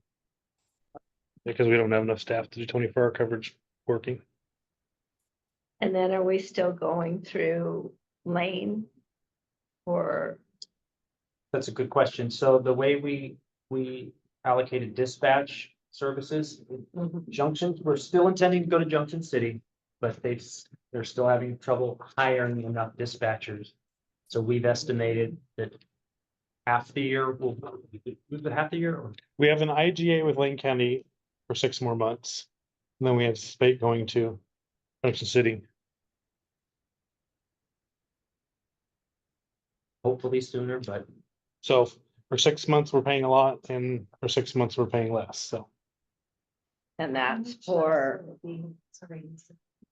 and that's It's- for, It, a lot less, like. I can only say my budget, and I think it's. I'd have to get back to him. I wanna say it's several $1,000s a month less. Yeah, I see 66, 721, so I was just wondering, is it like 30,000 less? I was It's just like less than half. It's probably. No, I don't say half. It's, even. yeah. Well, just from, hold on. But this budget number is for continuing. I'd have to figure it out because it comes out of, the first 6 months comes out of like 5 budgets. And the second 6 months only comes out of 2. So right now, because we're just continuing in an IGA with Lane County. So it comes out of police, fire, and I think 2 or 3 parts of public works. When we switch to Junction City, public works won't be paying anymore. It'll just be police and fire. Counselor Coker. Thank you. My question is for Kevin. Is it that we don't have enough bodies for 24-hour service, or is it the financial part? That's, well, it's the same, not enough bodies to, I mean, do we have enough people? If we No. were to have 24-hour coverage? we do not. Okay. The average department our size has, I believe, 7 officers is what we would need to have 24-hour coverage. So most of my peers have 7 officers and we have 5. But remember, we do have 24-hour coverage, just don't. It's just It's call out. just call out, but there are a lot of times officers will have to work 24 hours or more if they keep getting called out. It's just the way it is. You have 5 people, but 4 only taking call right now. Yeah, right now, because 1 is in the academy. Thank you. So I noticed on here the wages are going down from last year, but the total personnel services is going up. And I know that, everything that got explained earlier by Eric. Should answer this question, but in my mind, it's not, so I'm trying to figure out why. The wages would go down, but total personnel is going up in dollar amount. That someone left that was making. Well, that's plans a and Eric question, because he calculated personnel different than we have in the past, so. Yeah, so part of that is, if you'll remember, Michael McPherson and Chief Martin both assist in other areas beyond the police department. For instance, right now, Michael McPherson is processing payroll, and she does a lot of HR stuff for the entire city. Okay, We've allocated properly what she actually does, which is why I like the way Eric has done it a lot better, because it's reflective of what they actually do. okay, so perfect, it got moved, part of it got moved to other funds. That's at least part of the explanation. I don't know if there's additional.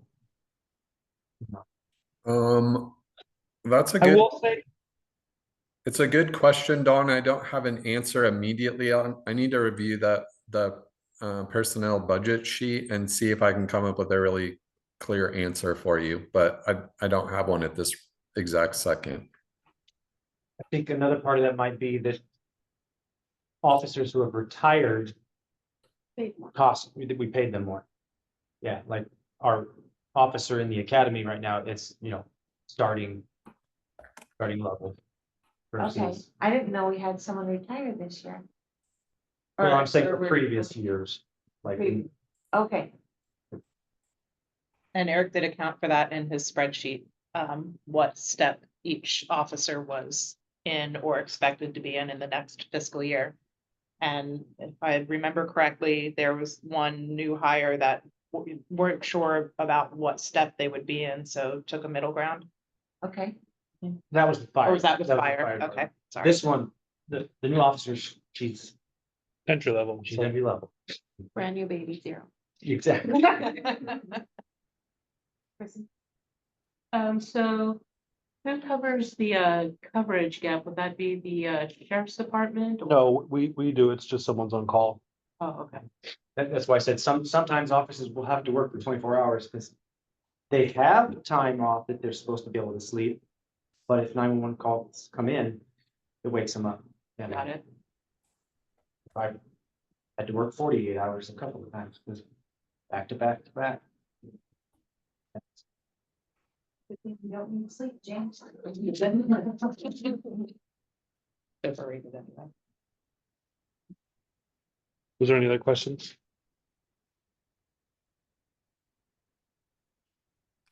I did have one more, so the whole, well, no, I bet you it explains it by shifting stuff around.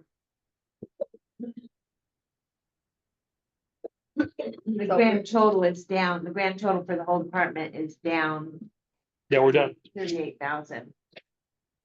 That must be accounted for in some of that wage stuff. We also, there's some ARPA money that's not there anymore either. That was spent, and then the hits, the El Rapa money. Oh, yeah. Yeah, we made some cuts, some fell off. And then like Sergeant McPherson and I are, some of both of us is allocated in admin now. Okay, thank you. So is the 911 listed on this page? You mean dispatch? Yeah. 911 something to police. Separate. Line 58 on page 11. Oh, okay. Counselor Brewer? Thank you. I have a question, Kevin, about office equipment for $9,000. I was just curious, it looks like it was there last year as well, but is that something like really all these years? Office equipment? Yeah, line 39. Got $9,000 for office equipment. Aren't you guys looking to compute? I don't know what office equipment is. It should be just equipment. I've never had an office equipment line, so. So that's computers and things. Well, the equipment line's more like radars. Other hard equipment. There's another equipment line on number 59. With equipment, maintenance, repair. Oh, those are repairs, not Repair, buying. yeah, well, it's got this, the slash, so it's equipment slash maintenance slash repair, that's why I was wondering on that second part. Yeah, there's a bunch of titles I'd like to change because I don't think they're correct, but I believe, doesn't the budget committee have to change the titles, Eric? No, No, we can change them, to be more realistic, or, relevant. I'm wondering if, that account number was used for some reason. I'm trying to figure it out really quick. I did find it, I found it in last year's budget. On the extra page, so not on the LD 30 form, but on the additional page, there's a $9,000 line for equipment / PPE / uniform.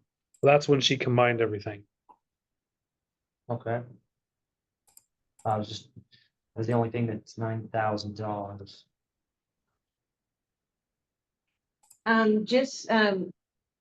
Counselor Brewer, in my mind, the difference between the two lines is line 59 is for maintenance and repair of equipment Okay.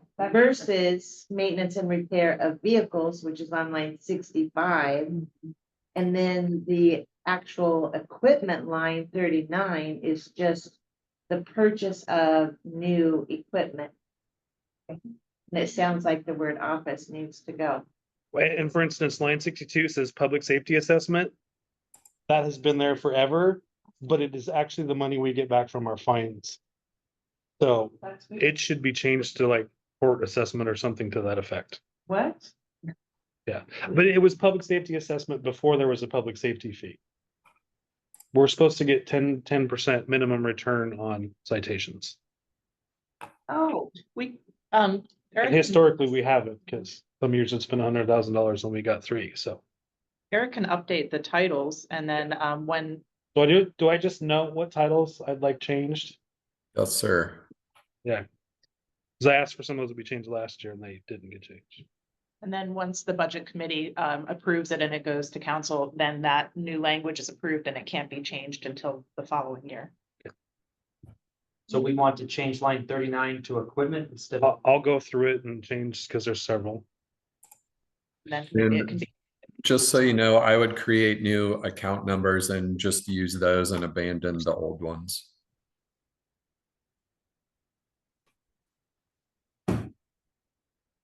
Just in case there's dollar amounts that show and you want to run a report from what actual numbers happened 4 years ago. But yeah, we can update those lines to be relevant. But be judicious in that. We don't want to make too many changes because it'd be harder to. Well, for instance, I've never had office equipment before. Well, so that's fine, but yeah, changing that to equipment, that's fine, but What is the difference between uniform and uniform allowance? The uniform allowance is a benefit all the employees have, and that's technically theirs. Well, it's prorated on like 60-40. Part of it's quartermaster, part of it's uniform allowance. So for 60%, they can get whatever they want as long as it's police related. And then 40% is quartermaster. And then the other stuff is if the department buys something for everyone, if I get new coats for everyone type of thing. Okay, So. okay. And the uniform allowances and all both the collective bargaining unit and the employee I just didn't, contracts. Yeah, I just was curious what the difference was verbiage wise, so thank you. So just to clarify, are you saying like a person, if they need, an officer, if he needed a new holster or a new pair of pants, he just goes out and gets it and then submits receipts for reimbursements from this line? Or they ask for, Sergeant McPherson will typically order it for them. Order it for them. Okay, good. So basically they get a certain amount of stuff when they first start and they have uniform allowance to buy that kind of stuff to maintain that because they have to maintain it. And then 2 to get stuff that's not on the list. James, did you schedule this for 2 hours? I never put an end time, so it's really however much the committee can handle. Guess we can assume it was 2 hours and then see if we want to go longer. I'll put us with 2 minutes left. Chief, there's one more line 73, that's equipment as well. So that is a one-time purchase. Elver said we have to get a new server, so that's a capital outlay purchase that's.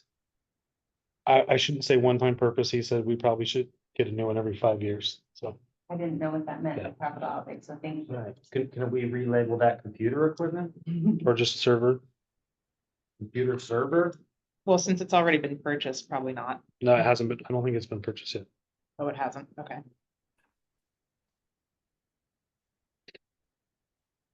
All right, so to Mayor Kitchen's point, we're at 7:59. Do people want to end now or proceed on?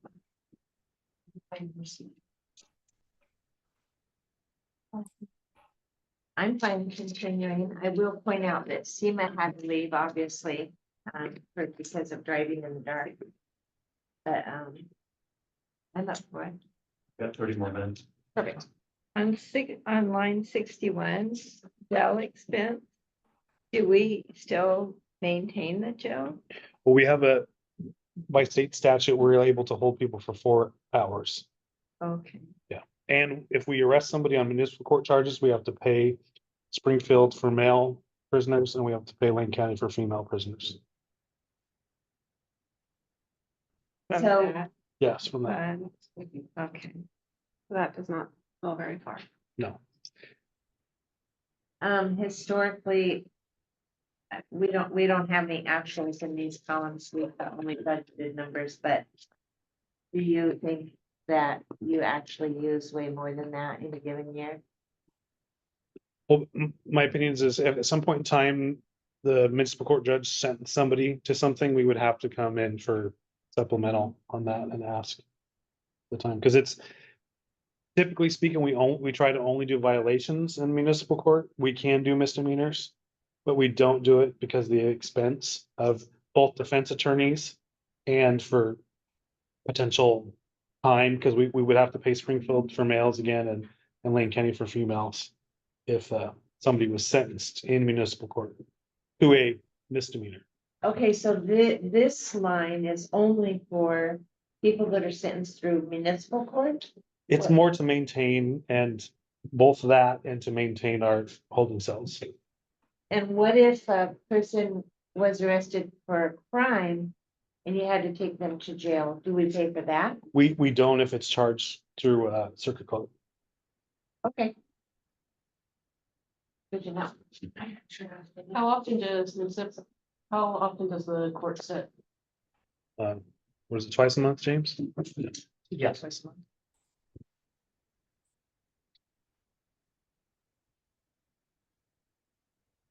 Any more questions for this section?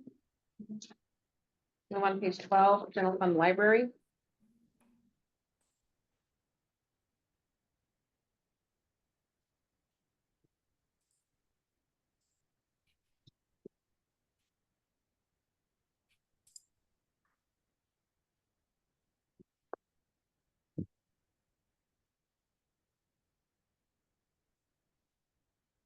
Counselor Brewer?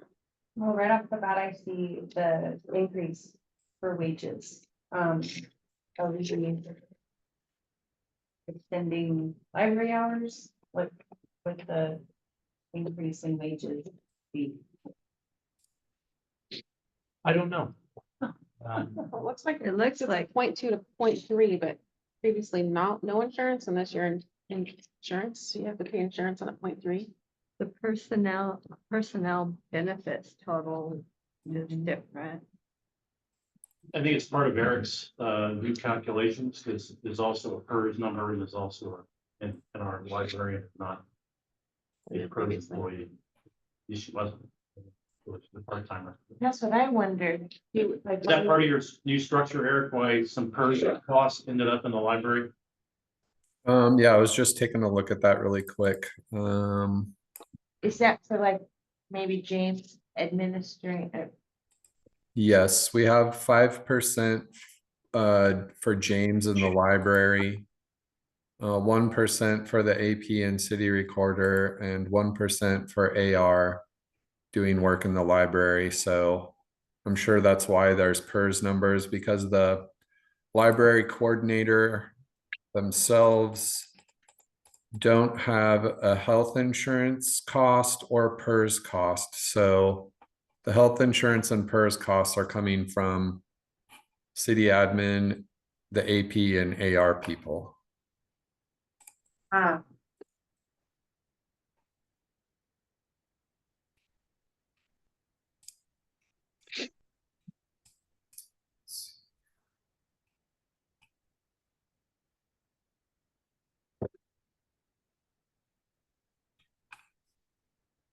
so I have a question. I see in here, there's a line 43, $50,000 expense for library design. And I know we had that in last year's budget. And I heard recently it's being worked on in this current year. So, and actually I noticed in our financials, it shows we've received 100,000 in the current year that we're in. I don't know if that's multiple grants, but why are we paying another or asking for another 50,000 to pay for library design? It is grants. They've received 2 grants. Or 3 grants. 3 grants, I believe. 2 payments on one, 50,000 each, and then one 16,000, I believe. And they haven't started spending any of that grant money. They are hoping to receive 1 to 2 more grants before they have enough funding to go forward with the project, which is improvements on the deck. That's why it's in an expense account. But it's also accounted for in the income and the resources. Oh, that would be on the general fund page. Okay, And also I just put the library design text in there as a placeholder, because I really don't know what the capital projects are that are happening in the library, but I know that $50,000 budgeted to be spent would be a capital outlay, so could probably That make might the be line be work. more relevant. Yeah, we were having trouble figuring out which account to deposit that grant money into as well, but I think we figured it out yesterday. So, so kind of a work in progress. so in other words, this might be for paying for the work, not the design. Correct. Work and design, yeah. Eric made that as a placeholder. Okay, And maybe we need to come up with a better title, and we can do that in the office. I can promote. So we don't have to come up with the 50,000 because It's grant money, it's allocated. So that money that came in can't be used anywhere else. It can only be used on that one project. And there's actually more coming in than this, than we have in the expense line. where does it show it coming in? On the first page, or page 5. Okay. page 5, line 26. Thank No, you. yeah, line 26. Thank you. 3,000. Oh,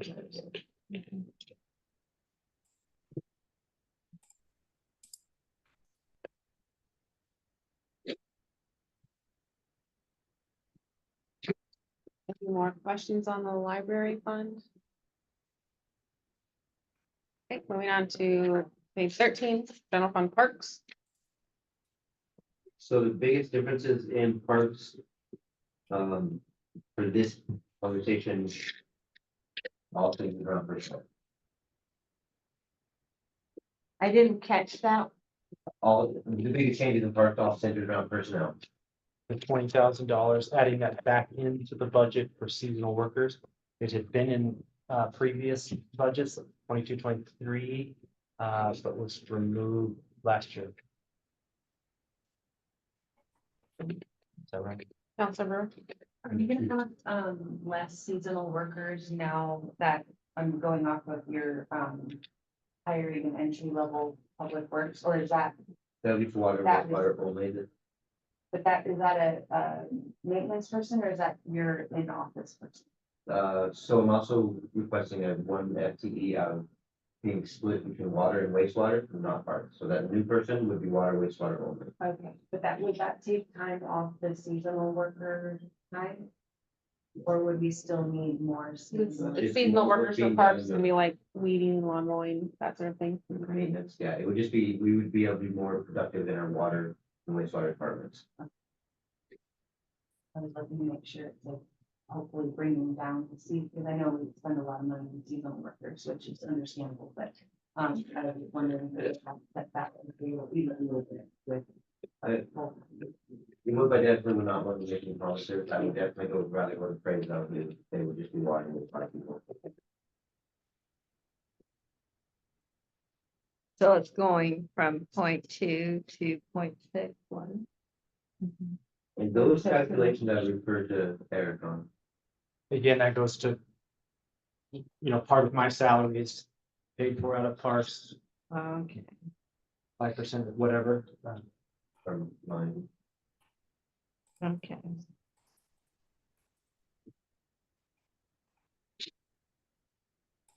I just wanted to point out one change I made.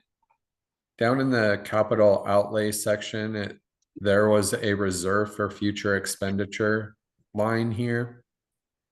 And I did not like that it was sitting here in the Parks Department because it would be really easy to forget about it when you're looking at the last page of the general fund, the requirements not allocated page. So I just wanted to point out that I've put the reserve, all of the reserve for future expenditures from the departments that are in the general fund are sitting on this last page now so that they're all together and it's very easy to see where they're at. So there's no change in expenditures or whatever. I just moved all the reserved accounts to the same spot so it's easy to see them all in one location. And to piggyback what Eric said, for that reference to be page 16, line 30.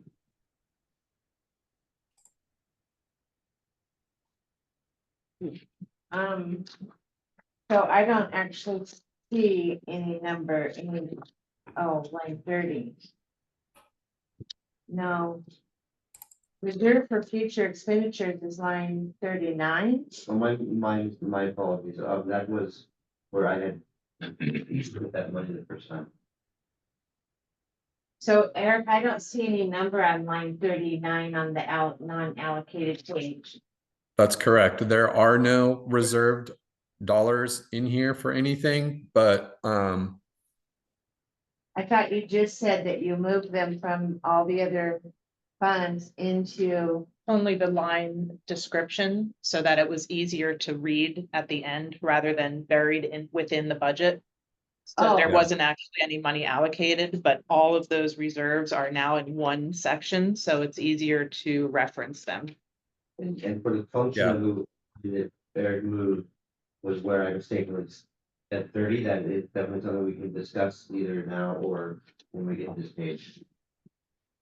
yeah, I didn't mean that there were any dollars that moved. I just meant that I moved all of the lines that say they're reserved over here. So if there were dollars, all those dollars would appear together. So there would be a total reserve for future expenditure number right here. You wouldn't have to go through like 3 pages to find them. That's what I was trying to eliminate. Okay.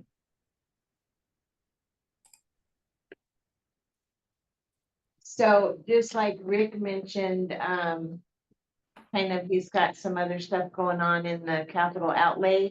New fund that's gonna end up getting created. And I'm gonna have questions on that, so it's up to the group whether we discuss all that now or because it affects parks. Yes, if you'd like to discuss that now, I think that for in parks, we could maybe get it discussed and would be an introduction to, because it's same subject will come up again in other public works funds. So I would like the group to answer if you want to talk about parks. What we're trying to save a couple bucks for, save some money for. Now or you wait?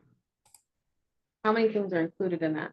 I'm sorry, How many things are gonna be included? Because you said this ties to the one thing and another, okay. 2 and move a couple of different pages, so, you know. Like, Go for it. let's go for it. Okay, so this is a parks discussion and again, I got a couple of different pages to refer to. The first page is page 16, line item 30.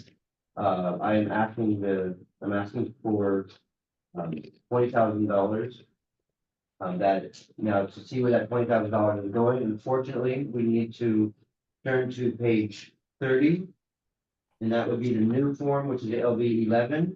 And as you see, line 13 and 14. One of the $10,000 for the Mark Memorial Bridge. We have a bridge crosses water there. Those planks are deteriorating faster than what is hoped. It's expected about $20,000 to redeck that bridge. This year is the first $10,000 of the $20,000 requesting to deck that bridge. And the other one is the Salmon Creek bathroom upgrades, and that is unfortunately due to vandalism. And there was a sheet that a plan out sheet, and it didn't make any emails. It's on the tables, and that is basically describes where the money is being saved, how much we are saving, and when we plan on using it. And that would be the bottom $20,000, the bottom black box that I have in front of me. I don't believe it has a line item number. Yes. Forgive me if I'm wrong, isn't there some kind of a grant or something that we're trying to receive to redact the bridge? There is, and if we do receive the grant, then we put that money back in the other page. Absolutely, but we all know how grants are. Yeah. They're not They're not guaranteed, and as we know, the bridge is gonna be replaced after guarantee. So this is more of a solid plan than we grant. Yes. Yes.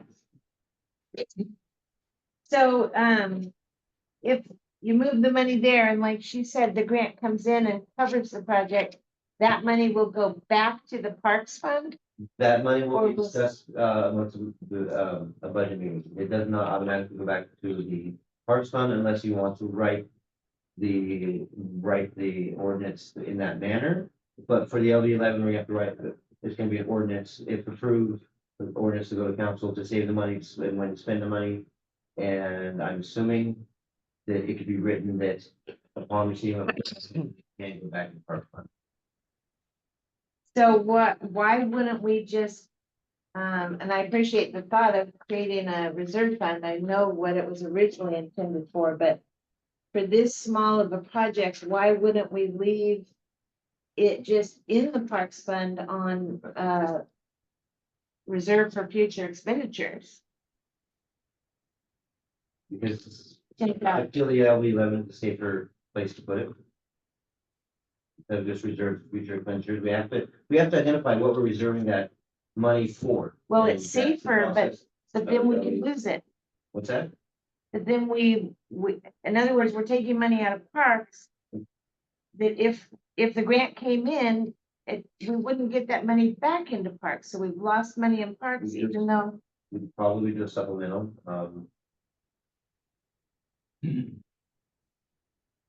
we have to identify why we're saving the money. And just by leaving it in reserve future expenditures, and then identify why we're saving it for. Well, I'm imagining that we could have a note somewhere in our system. So as far as the technicalities of that, we do have, I would refer to Eric on some of those, looking for Eric for some advice on it as well. Well, one thing that could be done, like, Rick is wanting to use the LB 11 and identify projects here that money is being saved for. One of the other methods you can use is a capital improvement plan where you plan out projects specifically over the course of 5 or 10 years. You identify the funding source for each one of those projects and when you expect to sell it. Like in this Public Works Capital Reserve Fund we're looking at, there's money coming in from water and stormwater, $10,000 each, right? And that's getting set aside for the new vehicle fund, because they have a plan to set aside a certain amount of dollars each year until they reach a dollar amount that they can purchase a new vehicle for. So it can be done here, or it can be done with a capital improvement plan, but there's not really a capital improvement plan set up at Oak Ridge yet, but either method would work. So if you had a capital improvement plan that was set up, you could leave the funds in the park department and call them reserved, and they would be reserved, and then you would refer to the capital improvement plan to see what they were reserved for. It's like either method would work, just which one do you want to do? And it was brought up to use the LB11 for reserving funds for public works. And so we added it in here. The reason the text up above is yellow is because there hasn't been an ordinance passed to, you know, approve Right. this fund. So this is like a proposal. The city wants to go another direction, that's fine. It's basically just one method to identify where those funds are going to be spent. And down the road, if that grant is achieved, then another resolution would be written to move it wherever the council dictates it go. Or budget committee, I assume first. I have two questions. Number one, when is the estimated turnaround find out if we get it? We are a couple months out, and that grant is being written, thanks on, OTA is leading up that grant. So it should be, we should find out in a couple months. Yes. Linda? If you're done, sorry. Yeah. Should the contribution from Banner Bank be shown somewhere in this toward maintenance of the amphitheater? That is a good question. We should, so that is. Oh, Is that a That financial would be- donation? that would show up in the general. Yeah, I'm not used to it. Just thought of it as we're discussing parts. Not this year. Yeah, 'cause this one is requirements only, so it's not gonna be on page 16. That would be more towards page 5. 59, which does not. Was that this year though, Rick? I think it's continuing. It's like, Yeah, they're giving us. 5 years thing. Yeah, well, wasn't it $10,000 the first year and then 1,000? I don't recall from the heads, but that is a good catch. So that would need to be, so for the Banner Park yearly contributions would need to go to page 5 line item something like that. We need to do that in there. Well, it might already be part of it. Or do we know? No, It's it's $1,000 a year? 3,000. No, it's not part of it. That's a projected number off of what we've already got in.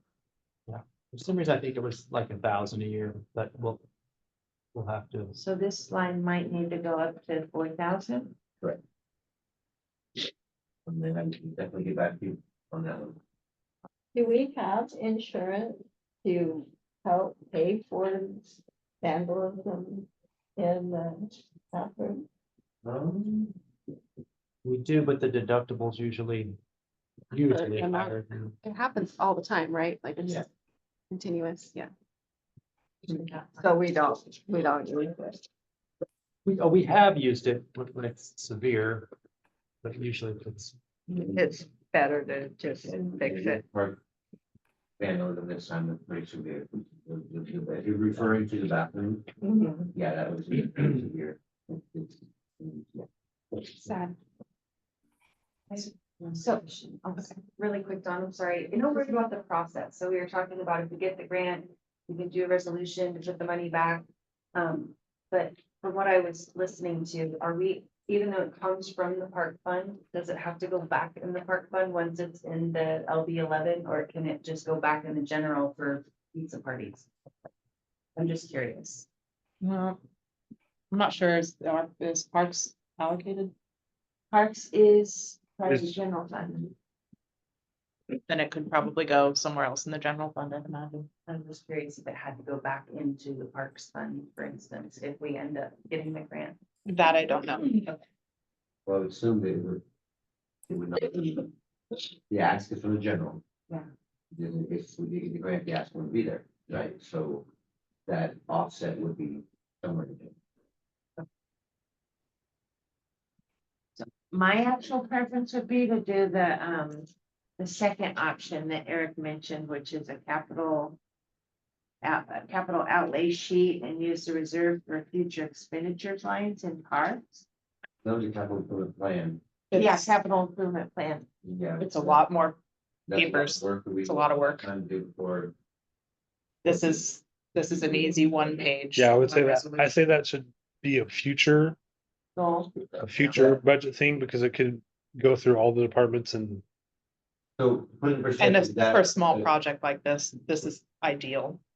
The capital improvement plan, and I don't even expect 100% capital improvement plan, more of a, here's how you achieve it, is one of the SCOIP projects for the U of O.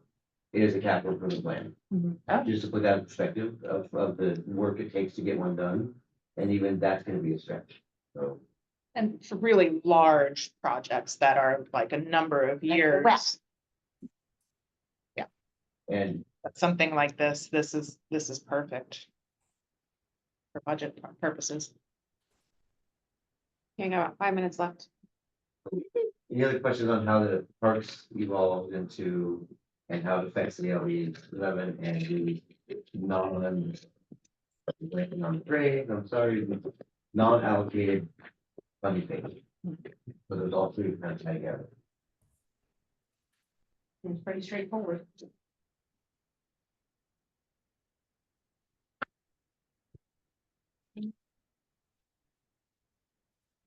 So with only 5 minutes left, do you think we can get through page 14 or pause here and continue? Page 14 next. Well, since we're not gonna get to the end, No. Eric, you're available for email questions on the existing proposed budget, is that right? Yes, absolutely. That's, yeah, I'm sure she numbers. Take home a copy, review. How long are we? Which? We're gonna, if we pause today, we will start again on Monday on page 14, so not quite halfway through. Well, Monday, Tuesday. it looks like 14, 11. 14 is pretty We self-explanatory. have 4 minutes left. Yes, Tuesday. Tuesday, yeah, sorry, still 11. Yes. Okay. And just a reminder for counselors, tomorrow, our meeting starts at 5:30 PM for the work session on the PGM. And then we'll go into regular. Yeah, there's in Portland, but that's not. Consultants? Yep. 30 and. Yeah. Yeah, the person. Okay, so we'll go ahead and pause today at 8:26 and continue on June 11th at 6 PM, page 14. Very good. Thank you, Eric. Thanks a lot. Thank you. You bet. Thank you.